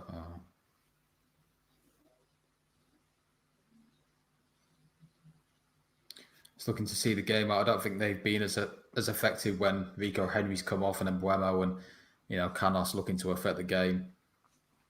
Yeah, it looks like they've kind of gone for their bringing a lot of players on at the same time. It's going to take a little bit of time for them to gel and sort of get in their rhythm. So they've lost a bit of that. I think West Ham have lost a little bit as well going forward. So the game's sort of slowly petering out. I'd like to see us maybe put together a few decent attacking moves in these last 7 or 8 minutes.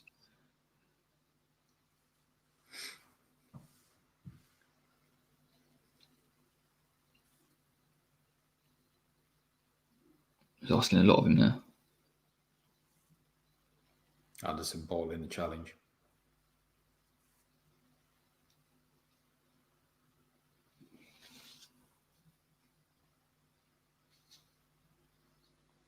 I think that's a problem as well, mate, with Anderson, is that sometimes he's very, tentative to go into a tackle. He's always never winning a duel, really, an attacking duel, because he's almost a bit scared in that sense, which is another frustrating thing.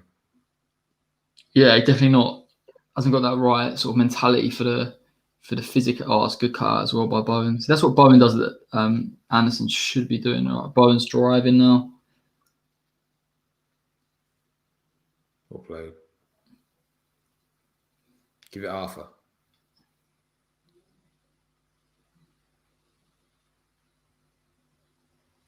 A little bit indecisive there. Suppose he was good defending. Yeah, he was in two minds, wasn't he, whether to cross or take him on.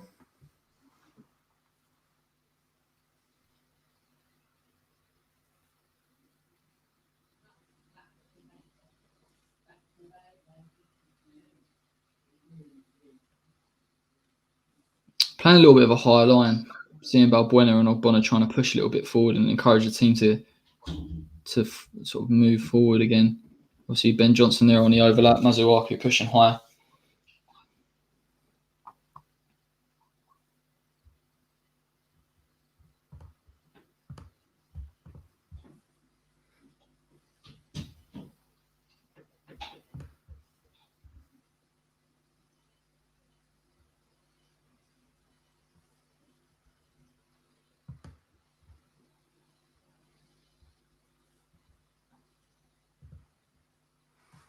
Go on.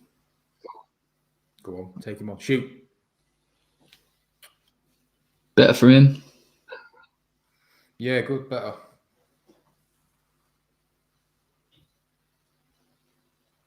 That's where he's most effective, mate, in between the lines and looking to take players on like that. That's what he did at Lazio. But there's talk of him going back there, so that'll be interesting to see how that develops. Well, that's the thing, mate. It's like, well, how much do you get for him in this current market? I'd say, well, you're gonna lose money on him. I'd say you get about 20 million for him at best. In this current market. I just wouldn't sell him for 20 mil. I really wouldn't. No. Well, you're losing money because we've lost money on a Yeti. We'll probably lose money on. I know. Oof, that was a chance. Yeah, it was a bit of a free header, wasn't it? Yeah. Let's have a look. Great ball in. Fossey with the ball in. It's a free header. Balbuena switched off a little bit there. Yeah, he's got in between them both on Balbuena's blind spot.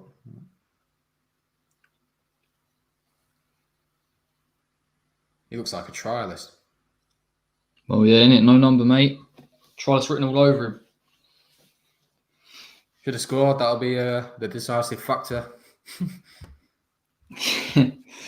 All right, so 86 minutes gone. Shall we go for a man of the match? If we can even call one. It's a tough one, mate. It's almost two different teams. It is a tough one. I'll tell you what. Should we do two man of the matches? One for the first half, one for the second half. Yeah. Right then. It's just easier, isn't it? Yeah. No, we could go for a whole one if you want. We'll go with different halves. Let's switch it up a little bit. I think my man for the first half would be possibly Grady. I think maybe Grady or Yarma for the goal. I think second half we haven't seen a lot from the players, but I thought Antonio did quite well until he got injured. If we're looking at progression a little bit, I think Lanzini's shown a bit more from him. Obviously, in these past couple of pre-season games, he seems to be up for it, mate. Yeah, I agree with you. I'd go first half. I don't know, I'd probably go 4-0. I think he looked lively. I think he got a good assist for Yarmo, but then. Yeah, I'm going 4-0, and then second half I'll go for Bowen. I think his work rate was good. I think he's helped out defensively, and he's been the best, or maybe Souček, but I'd say Bowen. Yeah, so you haven't really helped me out there because you just gone for two different players.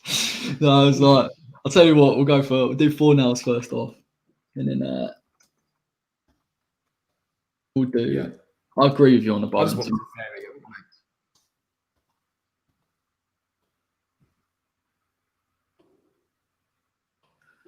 Look at that. People are going to be fuming with that. They're going to go, how can you give different man of the matches? Well, listen, mate, anything's possible in pre-season. Anything's possible with West Ham, mate. Never mind pre-season. Trust me. Right, 88th minute. We're nearing the extra time. We've all so dearly craved now for a few hours. Yeah. So now's the time. If you want to come on, get involved, say your piece about West Ham, let us know. Give us a message, and then I'll send you the link. You can pop on.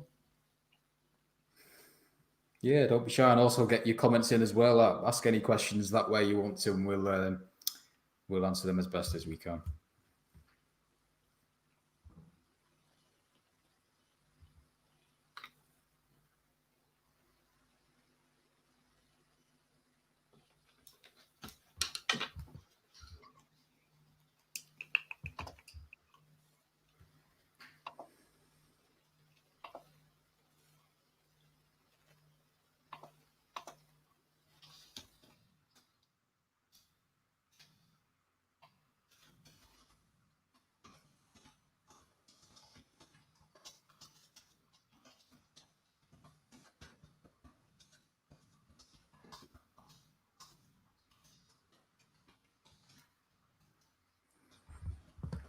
Do you want me to put something on Twitter, mate, about it? Extra time. yeah. Let's do it. Cheers.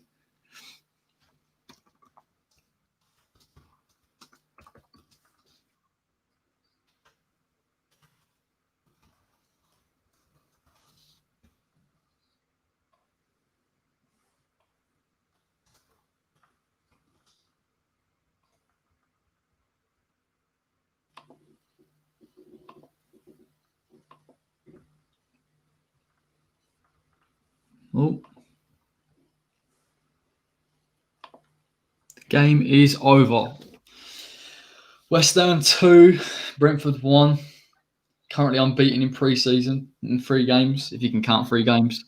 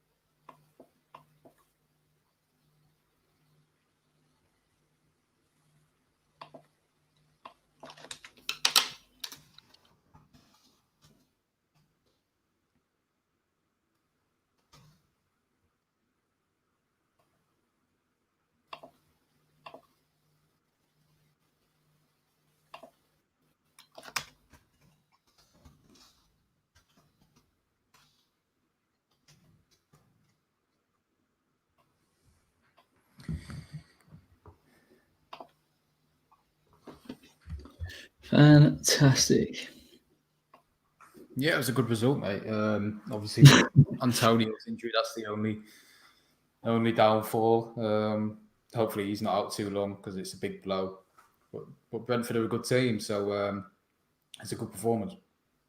Yeah, like a solid performance. I think me and you were didn't really know what to expect from the game. We didn't know how Moyes was going to take it. It was encouraging to see us put out a strong team at the start. Seen a few of the players that I think people are a bit out. The jury's out with Lanzini, Anderson. I don't think they look too bad. I actually think the attitude's there, the application's there, which I think is a real positive going into next season. And good to see Cullen and Coventry get on, looking positive in their play, pressing a little bit. I think that's important for Moyes' style of play. So overall, mate, good result. Yeah, some defo positives to take out. I think Masuaku looked good as well. It's important to give players that match fitness. Obviously, Ben Johnson as well. And like you said, the youngsters. Just hope Mikey's not out too long because that's a big blow. Seems to be fairly, off the ball, didn't it? So if it's a hamstring or not, we'll have to wait and see. But some good performances. It was a tough game. I think the second half was a bit non-eventful, but Souček took his goal well, and it's another win. So 100% win record now for Moyes. But yeah, a little less goals than we used to against Wickham and Ipswich, but I think that was probably a more realistic game. Coming towards the start of next season, I think teams like Brentford are good challenges. I think Bournemouth will be a good challenge. They're going to be looking to impress a little bit in that cup, and obviously they'll look to avoid injuries, which may be the only thing next week. If we get past half time or the 60th minute and both teams have got one eye on next season, the game could just become a little bit boring. But I think these are good tests, mate. I think these are good tests. The fitness levels are there from what I've seen. I think also sort of mentioned to Allaire, I think I've seen a little bit something different in his play, coming a little bit deep, tracking back. And I've seen the squad looking to support him a little bit more, which is really encouraging. Of course, mate. Of course. So here we are, extra time. This is the bit we've all been waiting for. We can talk about anything we want now, mate. We're not strapped to the game. So kits, transfer, of course. board, anything. This is a free for all. So so yeah, I mean, where do you want to start? Where can we start in terms of everything West Ham? Let's start with I know we've discussed it already, but let's talk about Declan Rice, because obviously there's talks today about potentially, X said he's concerned about him leaving by the end of this window, to raise funds. So what are your thoughts on that, mate? I think it's really disappointing. I've got to be completely honest. I think the thing with someone like the Declan Rice situation is the board clearly needs to sell to buy. I think Moyes has probably been told that, if I'm being honest. The worst case scenario is we sell him late on for less than he's worth and we don't get anybody in. That's the worst case scenario. Best case scenario is in my opinion, we keep him. Somewhere in the middle to kind of satisfy everything would be sell him for at least 70 to 75 mil and bring in 3-4 players in the areas that we need them, and a direct replacement obviously for Rice. And I don't know if I'm confident enough in West Ham as a club to go out and do that. That's the only problem I've got. That's the thing, isn't it? It's them leading the negotiations, and as we said before, we struggle to see them really identifying targets that will, improve the squad, and most importantly, fill Dec's position. Because I've seen it on Twitter, people have been saying, "Oh, we can get John Stones, Watkins, and a left back," and I'm like, well, you need to actually replace Rice's void that he's going to leave, because if you don't, and we're just got that gap in the middle, that's fundamental to replace ultimately, and then you can look at other positions. But like you, mate, I just struggle to really see them identifying targets. I think it's almost like Jack Sullivan playing FIFA in terms of his targets, just flair players that they've got good stats on, rather than actually having a structure, having a system, and going from there. Yeah, definitely. I think we need to.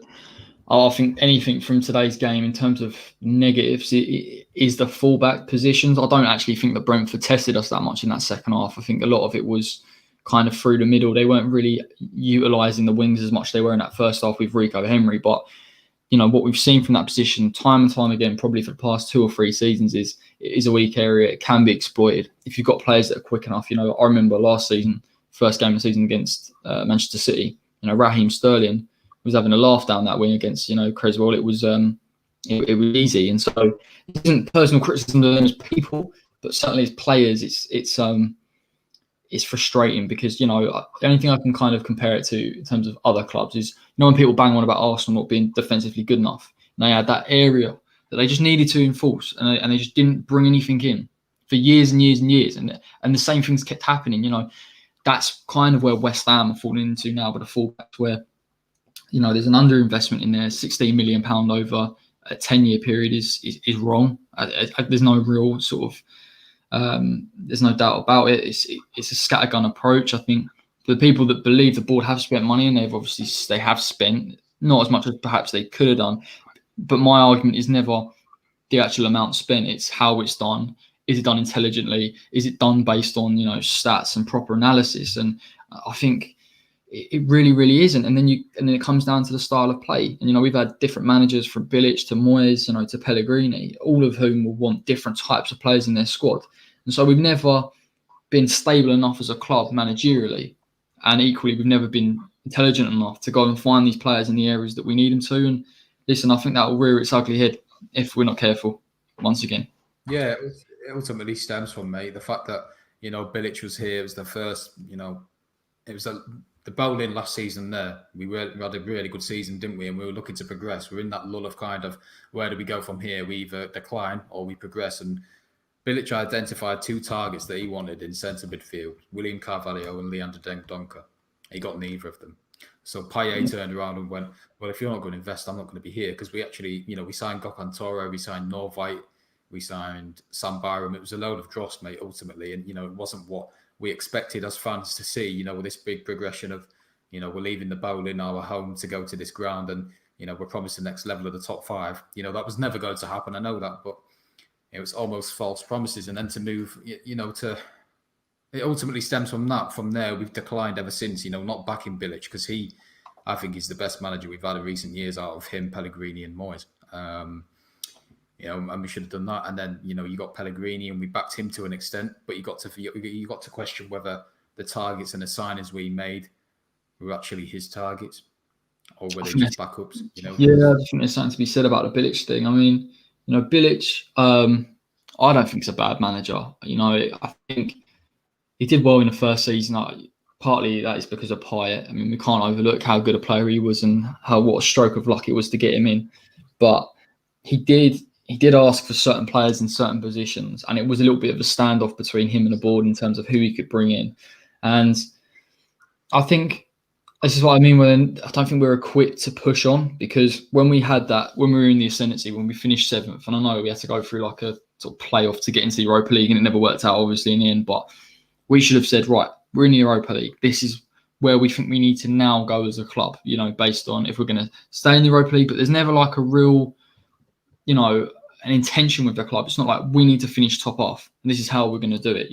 We're still, as fans, we're still getting told by the board, we plan to get Champions League in X amount of years. Well, obviously that never happens, because there was never any clear intention for that to happen, and there wasn't the steps to bring it into play. So I think you're right. I think Bilic was probably one of the better managers. I think Pellegrini disappointed a little bit based on what we expected to see, an attractive style of football. I think it worked for a bit.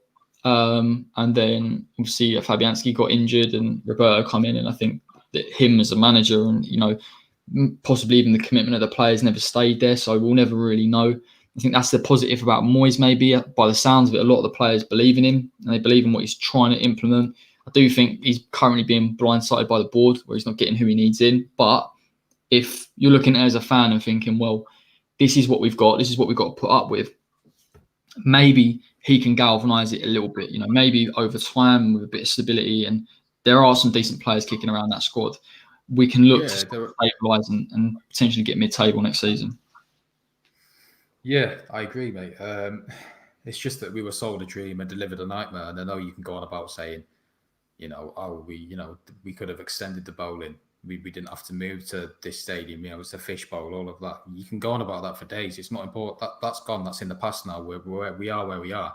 We've got to now look to invest and progress and get out of this kind of predicament we're in. Because you've seen with the likes of Watford, for example, they settled with what they had.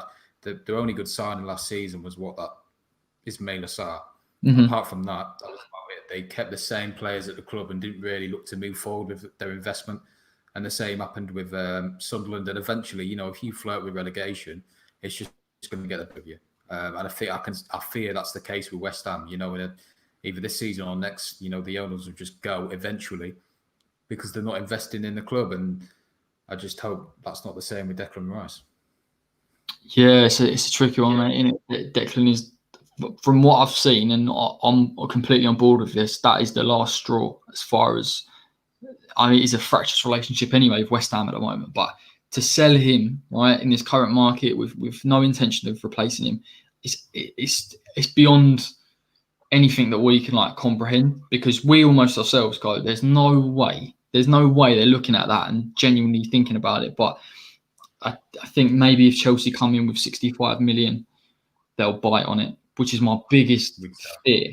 And Chelsea, being Chelsea, right, and this is what you've got to remember as well, will wait and wait and wait, all right? They know the window is going to drag on, mate. It's till October, right? We've got a bit of time. They know Rice is linked with Chelsea. They know, obviously, he's going to want to push on, right? They could wait to that last minute. They're playing on that part of it. And then they're also playing on the fact that they know West Ham are skint, or allegedly skint. You know, we're not doing a good job of like showing that we're not skint, because the more we put that out there, the more it's going to affect the way clubs sort of approach our players.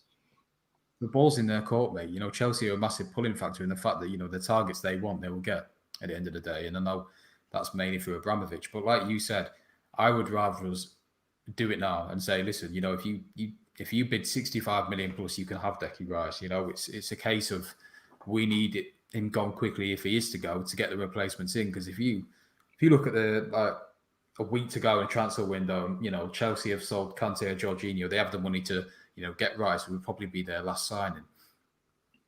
You know, where do we go from there in terms of the replacements we're going to get? We're going to panic, like I said before, and you know, I just think it'll be the last straw, you know, for them owners to get rid of Decky Rice for 65 and then only spend about 30 of that and pocket the rest of it.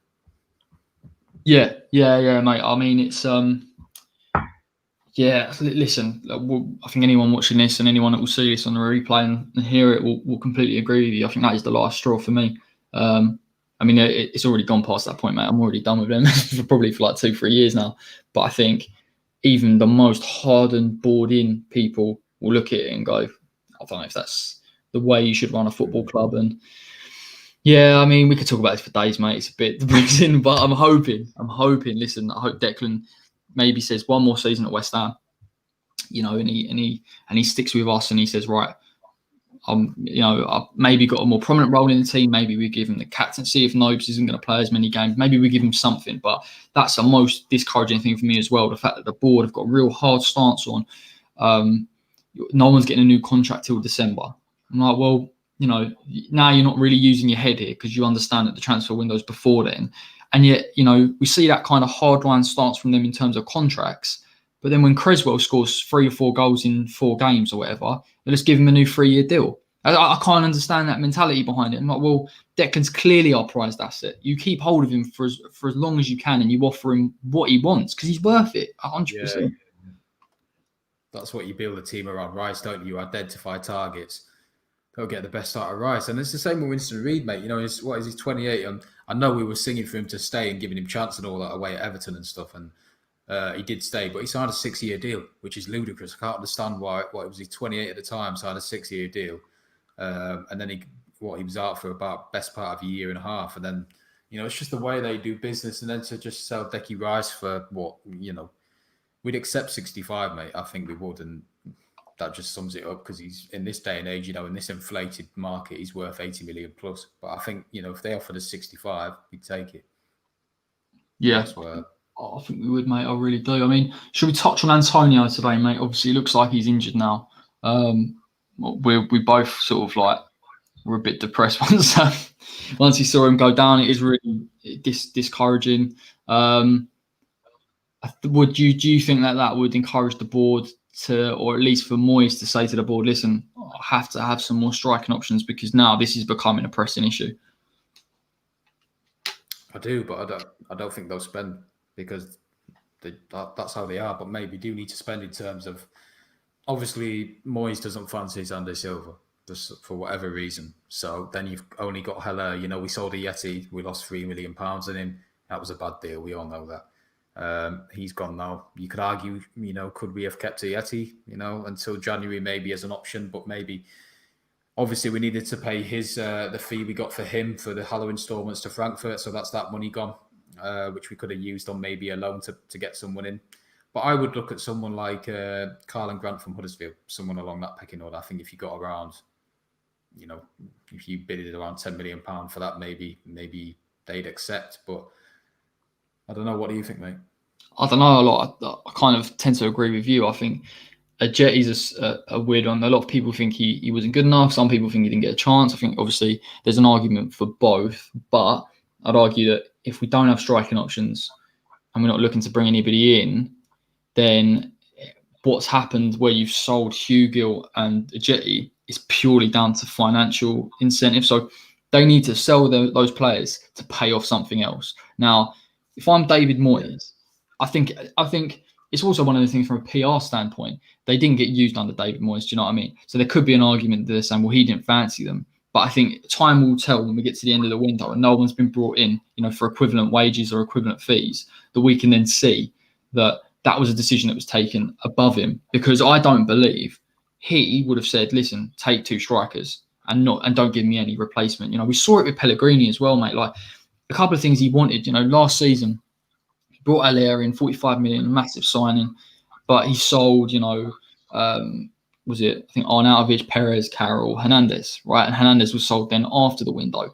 No one can tell me that he went after the window. It's all right, you just sell Hernandez, mate. There's no way he said that. Like, it would have been a decision that's taken over his head. So I think there are things at play here that we're not privy to, clearly, because it's something that, is going on at the club and something to do with, the financial element. But from a football side, I just think West Ham need 4 strikers going into the season. And I think that would show. That's the most criminal thing for me, mate. The fact that we were given 4 variable strikers in Perez, Chicha, Hernandez, and Carroll. No, yeah. Chicha, Carroll. Who was the other one, mate? Perez. That was it. And we sold them all and we didn't replace them. And now, apparently we owe about 80. Someone said to me the other day, we owe £85 million to other clubs for transfer money. So if you're looking at that and you sell Rice, and you have to give all that, offload that to other clubs, mate. You're not going to replace Rice. So I just think we don't have any money to spend at all. I don't agree with that. But, if we owe 85 million to other clubs, I can see where it's coming from. But that's just down to partly, our business and how badly, those lot have handled things. And the fact that, we haven't got a scouting network in place to identify players that are going to replace Rice and, in other areas as well. I just can't see it happening under the owners, mate. Right, we're going to bring Wayne in. Wayne's waiting in the waiting room, so we'll let him have his say. So let's bring in first guest. Exactly. Hello, Wayne. How you doing, mate? Hey, fellas, you okay? Yeah, not bad. Good, how are you, mate? Good stuff. Yeah, good stuff you've been doing today. By the way, it's been really enjoyable. Yeah, and great analysis that I've seen you do on Twitter, Dan. By the way, it's been excellent. I appreciate that. Thank you. I was just going to say, on looking at today, I think clearly we need to start Bowen and Diangana at the beginning of the season. To be honest, I know you said, Corey, that Anderson had looked quite good and Lanzini as well, but for me, Bowen on some of the stuff that he did last season, and Diangana for how he did at West Brom, I think clearly he needs to start for me personally.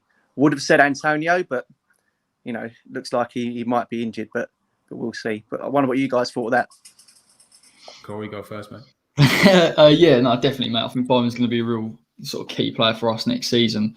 We didn't see too much of him today. I think he struggled a little bit when he was put up front on his own, and naturally that was going to happen. But certainly, I'd look for him to kick on. I think obviously massively disappointing with the Antonio injury. Dan said it on the stream that he is a little bit fragile and does have that sort of that knack of getting his hamstring done over. So, I mean, it's going to be really tough on us. And I think we're going to need to bring a player in to replace him, at least on loan, if we're not looking to buy. I'd agree, Wayne, as well. I think, it's pivotal. You start Bowen on the right and Diangana on the left, or rotate them, because Bowen's got a lot of talent. Him and Souček, were the best buys we've had in a long time. But Diangana, for me, is it'll be like a new signing. He's pivotal to the way we're going to operate this season and give service to Haller, because you've probably seen on my Twitter, Wayne, that people calling Haller a flop in his first season. He's not. You need to play to his strengths and utilise him to the best of his ability. And I think Dean Garner can unlock that. I think he needed a season at West Brom to really unlock his potential, and under Slav, that was the right move for him at the time. But no, I completely agree with you. Bowen needs to start, and the difficult thing with Anderson is, there's not any takers at the moment, but he offers something different in the fact that he's more decisive. Bowen, we see him with his goals, he can get in the right positions, and he's ultimately a threat. Yeah, totally agree, really. I think with Anderson, in the first season, he looked great at times, but he just doesn't take people on, and that's what Dean Garner offers. That's what Bowen offers. And to be fair, Dean Garner linked well with Haller the other day in the friendly, so yeah, it might not be too bad, but yeah, we'll see. Yeah, They'll be worried about my dog barking, by the way. No, to be fair, I think we saw that. Anderson has that tendency now for some reason not to take players on as much, and kind of in the later stages of the game when he played a little bit more central, we started to see that from him. So I'm with you on that. He needs to start bringing that back into his game. Yeah, I think Anderson's, for me, so frustrating because there's definitely a player there, Wayne. There's definitely someone who can. I think it's mainly due to his mentality. I think for some reason, he always backs out of challenges. He's not very, very decisive when he's on the ball with his end product, but he's certainly got the ability. But when you watch him in games, I'm sure you before, when he doesn't really take players on, but we know he's got the ability to do that. We saw him when he first came. He was taking people on left, right, and centre. But I think ultimately, no, we need to cut our losses, especially if we have no money. Dean Garner needs to play there, and we need to invest in a left back position.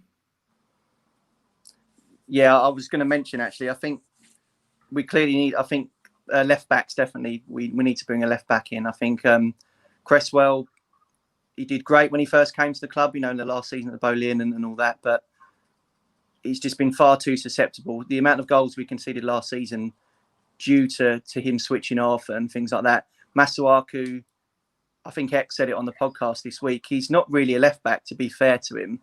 He's probably, if anything, a left wing back or a left midfielder. So, yeah, we definitely need to invest in a left back. I think Rico Henry actually looked really good today, and we could do worse than try and bring him in. But have we got the money to bring him in? And that's the big question, I guess. I mean, mate, he was class, wasn't he? We saw him in that first half. He was causing us all kinds of issues. Fredericks couldn't deal with his movement, which is quite frustrating as a fan. You see him, like, even going into this Premier League season. I think second half when Ben Johnson come down on the right hand side, looked a little bit more composed. I think it stopped Brentford getting in behind.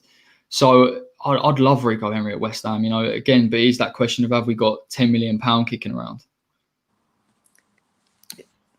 I agree as well, Wayne. Touching on what Corey said, I think Henry's such a good player. He's a perfectly balanced left back in terms of going forward, like we saw for the goal. That was ultimately down to Fredericks' positioning as well, and ultimately they've held us back for a number of years now. We need to, modern day fullbacks, as you can see at Wolves with Doherty and whatever, and United. Modern day fullbacks are key to how you structure your team. And I think Fredericks and Cresswell, as good as they can be going forward, to a sense. Like you saw against Burnley where Rodriguez targeted Cresswell, it's things like that that really, frustrate you. And ultimately we need to upgrade, because I don't think either of them are good enough for the Premier League. Yeah, I totally agree. I was just going to mention as well what you were saying about Rice.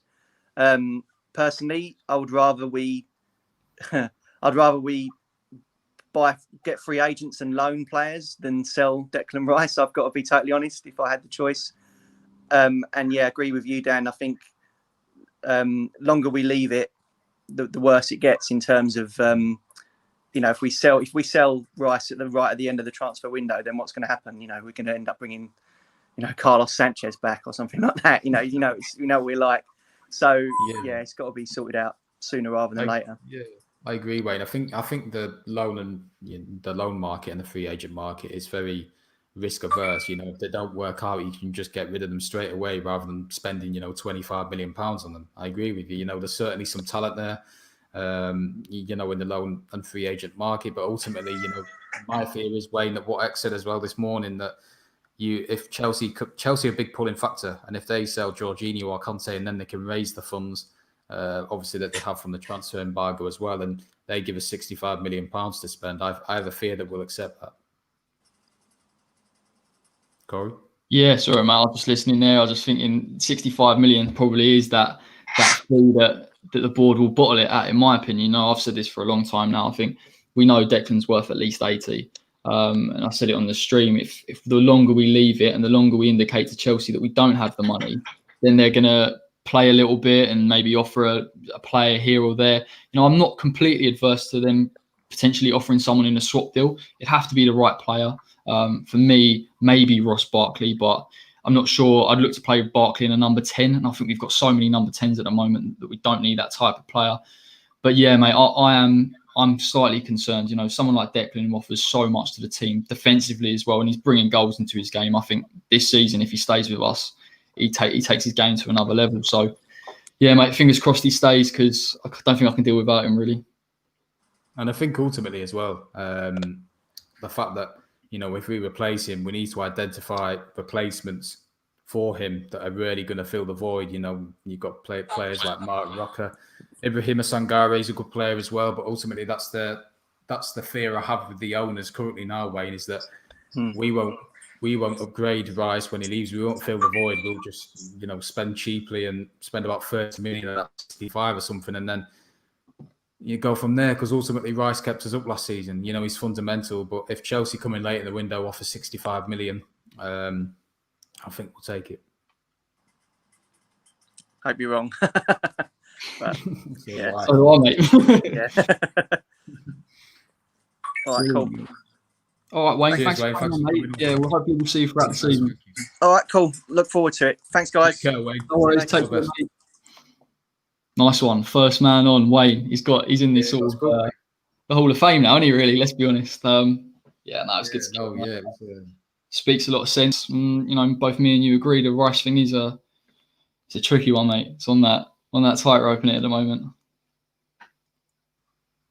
A touchy, sensitive subject, isn't it, mate? No, but he raised some good questions, did Wayne? About Anderson and the fullbacks and Rice as well, which is obviously the big topic at the moment.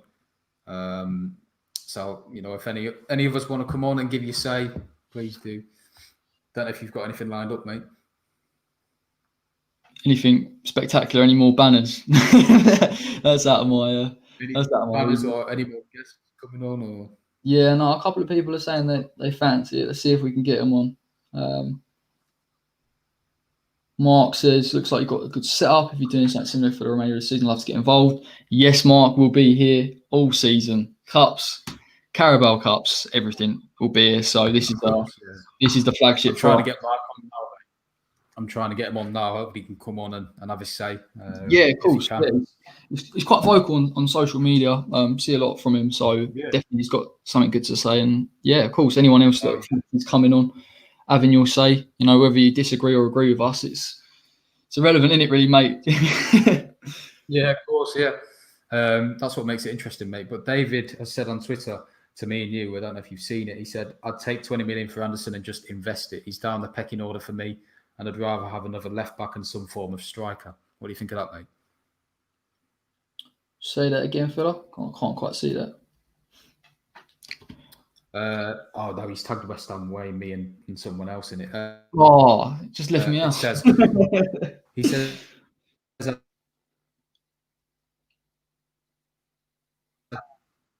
I'm not basically. They cut out, mate. This is a shocker. Twice now. No worries. We'll be back. Let's have a look. You hear me? So what was it? Yeah, I can hear you, mate. So what was it about Anderson?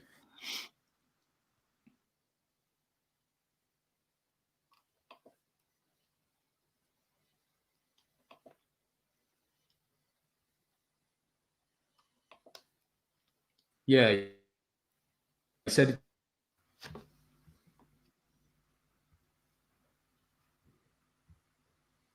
Well, I think you're back. Possibly.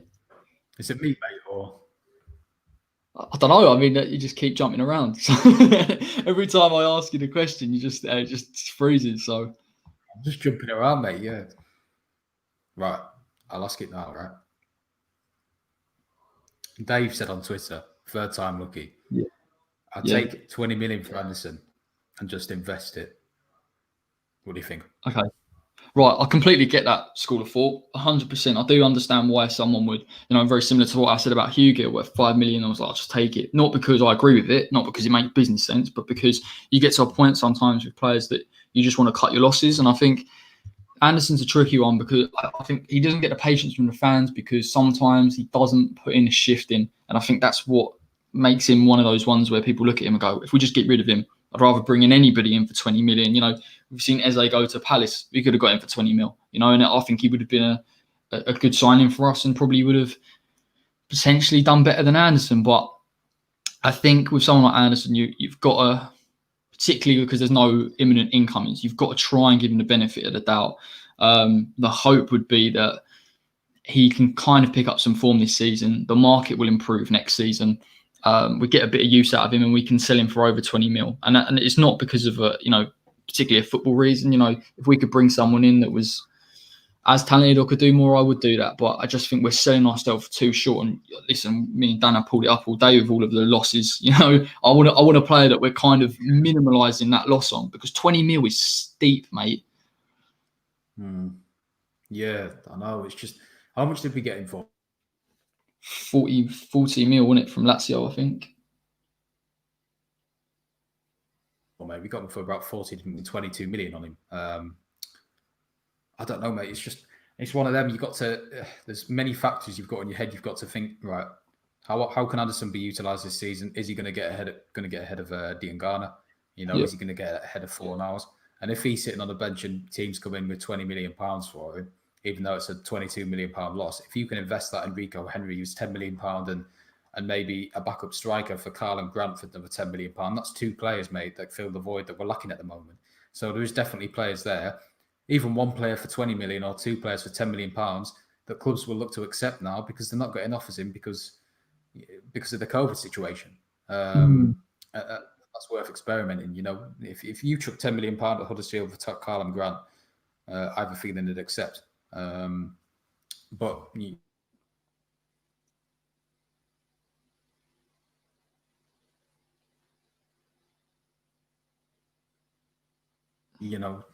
I get. Didn't really hear it, but I completely agree. What's going on? I know what you're saying. But in order to do that, mate, you've got to have someone who's identified these targets and who can spend wisely. And I think X has said it, and I think it's been on the podcast a number of times where we deal with certain agents. We don't understand the premise of the players. So let's say, for example, Moyes is like, I fancy a right back. He goes to the owner and they go, oh yeah, I've got this agent or whatever his name is. Oh yeah, he reckons Frederick's on a free. Do you fancy him? He's like, well, no, I'd rather have someone else. Yeah, but I've got your right back. There's your right back that you asked for. It's like, well, I didn't ask for that one. I asked for. So there's that kind of disconnect. And what's been said about Anderson going for 20 mil. I think I'd go with you. If we could get 20 mil in and maybe bring in some decent players, I think I'd take a punt. But I just don't think we've got the structures in place to take a punt. That's my only problem. So you've got to deal with that world of, listen, we're not as good with recruitment as other clubs, unfortunately. So maybe we're just better off keeping until we can get the money back, if we get the money back. Well, yeah, that's why we're still linked with Ben Rama, because he's through Salthouse, isn't he? Yeah. So there's always players like that keep popping up. That, like Fabio Barini as well. I don't know if there's any truth to that, but I wonder if we have a link through him with an agent or something. It's just that we'll never. Yeah, but it's true what you said, mate. We don't have the structure to take a punt, and I wish we did. I think Mark wants to get on, mate. No, he says he's working at the moment. We're in the. He just said. We're in the DM. Yeah, just sent me one, mate. Yeah, just said he's working, so he can't. It's all right, Mark. We'll keep secret, mate. Don't worry. But yeah, shame. But yeah, obviously next week, me and you we're gonna cover the Betway Cup final, which is gonna be a massive game. So Mark, come back on then, mate, and have your say on whatever you feel like. Let's talk a little bit as well about the goalkeeper sort of issue. I think in the first half, Fabianski pulled up. I think it was just a rash challenge, but it did get us thinking. We discussed a bit about Martinez. Do you think that West Ham need to look at a goalkeeper sooner rather than later? I think in a few years, I don't know, mate. I think even it depends because Fabianski got a few injuries last season, didn't he? And you got to ask yourself the question since then, because he's older, will it affect him more rather than when he was like 28, 29? Because is he 34 now? And you got to think, I thought towards the latter end of the season, there were some goals there that he could have saved, before his injury. So that makes me think, is he regressing, And then you get to a stage where he's 35, 36, and you're thinking we actually need a replacement now. Because as much of safe hands he is, Fabianski, he's in his first season, he was magnificent. There's only, in terms of on the ball and now, I don't know. You got to ask yourself the question: is he regressing? It's a difficult one, mate. But if you've got like Emiliano Martinez available and looking to leave and wanting to play regular first team football, and how impressive he's looked, you've got to provide healthy competition. Because if Fabianski makes a mistake like he did against Liverpool away, we were 2-1 up, weren't we? And he made a mistake twice, I think. To lose us the game. So that's the difference. And then if you had the likes of Martinez, he might not have made them mistakes, mate. So I think you need competition. We've got Anang. Anang's looking promising. We've got obviously Martin, and we've just sold Roberto. So hooray! Definitely. Even though we're still subsidising his wages, but nonetheless, he's gone. 65% as well. It's a joke, isn't it? That is a joke. I mean, a bit naughty that one, but I think you're right, mate. With Fabianski, like he did make a few mistakes, sort of second half of last season. I remember the Liverpool game where we did really well to get the 2 goals, and obviously we lost 3-2 in the end. The Chelsea one at home. I think the William free kick, there's an argument that he could have been a little bit better placed, even with I think it was the Grealish goal last game of the season, sort of just went through him. So I mean, it's sad in a way because I think Fabianski is a solid goalkeeper on his day. I think he offers a lot, but I don't think there's any harm in looking towards the future and just thinking if there's a goalkeeper out there that we could bring in, or maybe like you mentioned, a name could come in, do something that's going to get us prepped for that and potentially sort of bring them in and get them ready for the first team. I think you have to do that, mate, don't you? You have to, have a structure and say, when Fabianski's 35, we have to look to replace him in a sense. And I just feel like that's not the structure isn't there at that club. And obviously we've got Darren Randolph as well, who's come back to the club. I don't know if that's through an agent or I think it was, mate, to be fair. Do you not think he was? Oh, no, I think it was. I think it was some agent that they knew before, and then obviously that's how he comes to the club in the first place, and that's how he's obviously come back as well. So, not surprising, mate. I can't see your picture, mate. I'm still hanging around, mate. I'm still here. I can't. All right, that's fine. But no, it's definitely a question to ask yourself, isn't it? And I just, I don't know, mate. Nice. We'll see on that one. I mean, what else is going on in the West Ham world other than the kits and stuff like that? I mean, not too much movement, really. No, there's not. We covered Rice, haven't we? We talked about Antonio, haven't we, as well? Talk about losing on Easy. Was it a bad move for us to lose out on signing him? On Eze? Yeah, it was because he's a top player. I think he'll be a good sign for Palace, and they've pulled off a real coup there. For me, he's the only thing is about it is what does it say to Dean Garner if you sign a player like Eze or Ben Rama? Because Dean Garner's arguably just done as well as both of them last season, and he deserves his chance. You could argue that Eze hasn't really had Premier League experience, but Eze is a top player. There's no doubt about that. Me and you have discussed before his ability and the things he can provide, like his direct dribbling, getting out of tight situations and just offering a different dynamic that we kind of lack. But I guess now that we've got that in Grady and he's showing that in games like he did today, I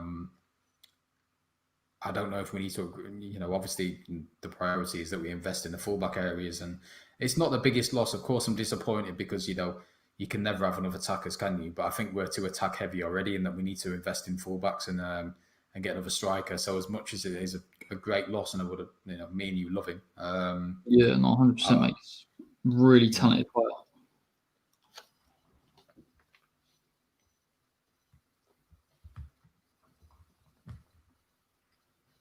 Yeah, mate. I'm here, mate. Oh, nice one. Yeah. Sorry, I'm just trying to do me promotional duties. Yeah, no, I think Eze's. I think Eze, we've missed out on, if I'm perfectly honest. Like, I think it's just a case of he will go to Palace now and he will do really well in a team that, if they can keep hold of Zaha, I think he's going to really benefit from. I think Zaha anyway needs someone around him if he's going to stay at Palace. The argument would be he's off somewhere. But like you said, he's strong. He can come deep. He can run. He can move off the wing. He's got composure. I mean, he's got a lot in his locker. He's a very well-rounded attacking player to be that young. And I think he just suits the Premier League. I think it's right up his street.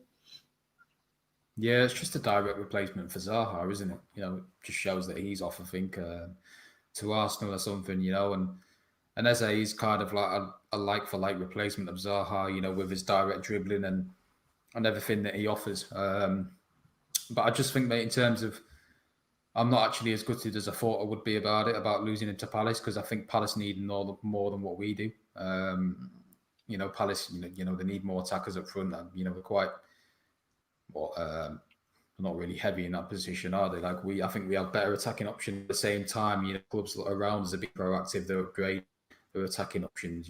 Palace are placing and looking at other targets as well, and that's what concerns me ultimately. That these teams that would be fighting for to fight for relegation in a sense, like Palace, are improving and looking to do stuff in the market that we're not doing, which could be our downfall. Yeah, and I think the sort of counter argument for people that say we don't need him. I mean, that argument does exist. Like, clearly we've got Fornals, Anderson can play there, Lanzini can play there.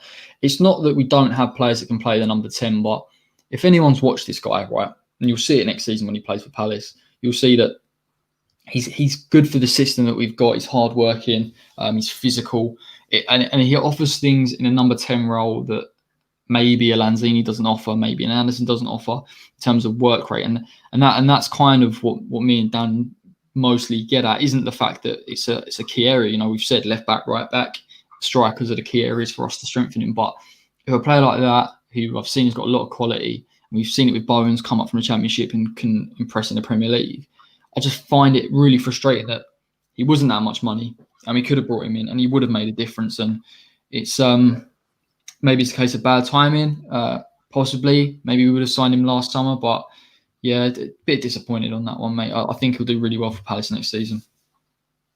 I think he'll go to the very top, mate. It's just like you said, that he was available on a low budget. And the fact that it only takes the likes of Yarmolenko or Antonio, as we've seen today, to get injured.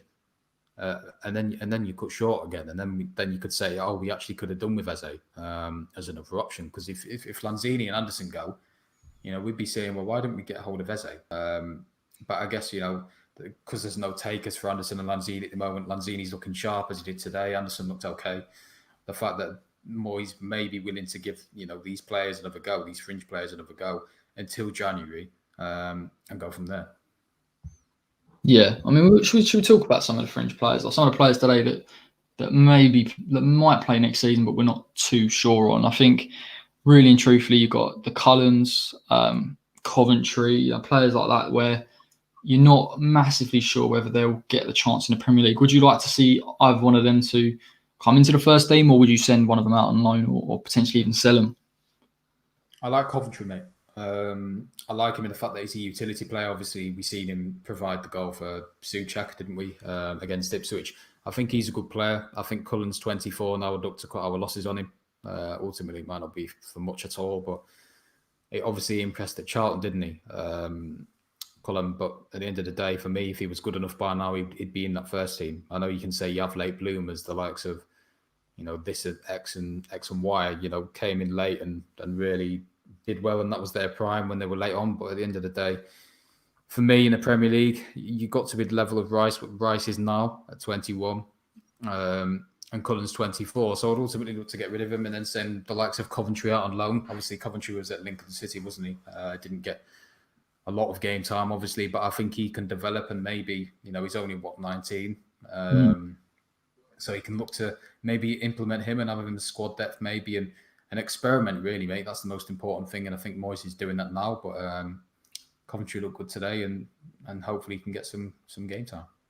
Yeah, I completely agree. I think Coventry's got a lot of potential. I know he's done well. I think he did quite well from what I've seen at Lincoln City. He plays for the under-21s for Republic of Ireland. And then Republic got under 21 Republic of Ireland squad that's got some decent players. I think it's got Adam Ider in there from Norwich. And he's a talented player coming through over there. So yeah, he's no slouch. I think the other day, you're right, the delivery for the Souček goal was top draw from the right. I think that's impressive in itself. Whipping in the ball like that when realistically you're normally playing quite central to play it. From the width shows that he's got a bit more to offer. I think the only problem with him is I don't think he's obviously going to start or get too many games this season. And I think he's at that age now where he needs to be playing 20 plus games in a season, very similar to Grady, where you see a bit from him, but in truth, you need to go out on loan, sort of get a bit of form, get a bit of consistency. And I think we can start talking about him as a kind of a squad player. But I don't know, mate. Declan Rice is an exception. He's a hugely talented player. Do you know what I mean? But if West Ham weren't in a situation where we weren't bringing in centre midfielders, and we can send him out on loan, he comes back next season, it's still the same situation. He could be an important member of our squad. Put him on in a couple of games, maybe. Souček a rest. You just don't know. No, exactly, mate. Exactly. And at the end of the day, it's good to keep hold of these players until you have, direct replacements or for players in the midfield. But we're quite, we're even quite short in the central midfield. We've only got Souček, Noble, and Rice, and obviously Wilshere. But Wilshere's injured a lot of the time. So then you look towards your younger players to provide the depth. And maybe if one of Rice or Souček, get injured, or if Rice leaves, they'll look to involve them for the short term until they can find a direct replacement. But they're definitely good to keep around the club. And I like the fact that Moyes is giving the youngsters a go and to showcase their abilities.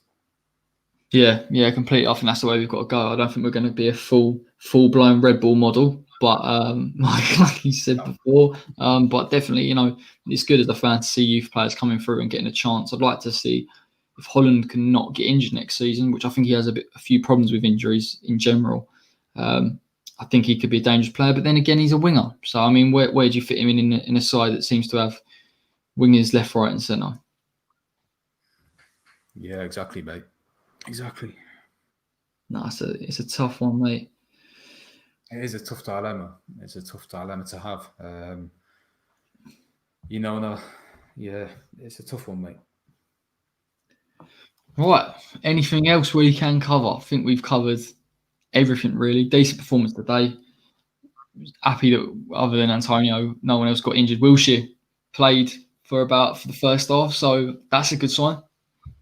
Yeah, that's a bonus. Yeah, that's a bonus. No, he looked okay, Wilshere, to be fair, and it's important for a player like him that he continues to get minutes. And I know there's talk of him going to the MLS, and we'll have to see on that because we'll probably subsidise most of his wages again. But no, it's an all-round good performance. It's promising that it's mainly due to match fitness, isn't it? You can't really judge anything off pre-season, really. It's just a run-out. But there were some promising performances in there. It's good to see the likes of Grady playing, and hopefully, we can be involved a lot and be a starter. Hopefully, I'd just like us to see us get a bit more out of Haller, because I think Haller was quite quiet today. Obviously, Pinnock nullified him very well, but against Ipswich, Haller banged a hat-trick in, didn't he? So yeah. I think we're going to rely on Haller a lot more, probably next week as well in that Betway Cup, because if Antonio's injured, I don't think we're going to play a youngster up there. So could we even see someone like Bowen try and play up front? Yeah, maybe. Or we could see the likes of, maybe Dean Garner play up front, or as a false nine or something. Because we're going to have to experiment, certainly, mate, because I think Antonio will probably miss the first few games of the season now. If it's a bad hamstring tear, we don't know what grade it is, but, it's a big blow, ultimately. And we'll have to move on to the Betway Cup and hope to beat Bournemouth and then go from there because Newcastle's a game. Betway Cup final. Betway Cup final. Big game. Big game, mate. Yeah, massive game. Massive game. And it'd be the second one of the extra time, so hopefully we can have 2 wins. But exactly, mate. Can you imagine what it's going to be like if we lose like first game of the season 3-0? It's going to be a terrible one, mate. It's going to be a little bit. Newcastle's a tough game, mate.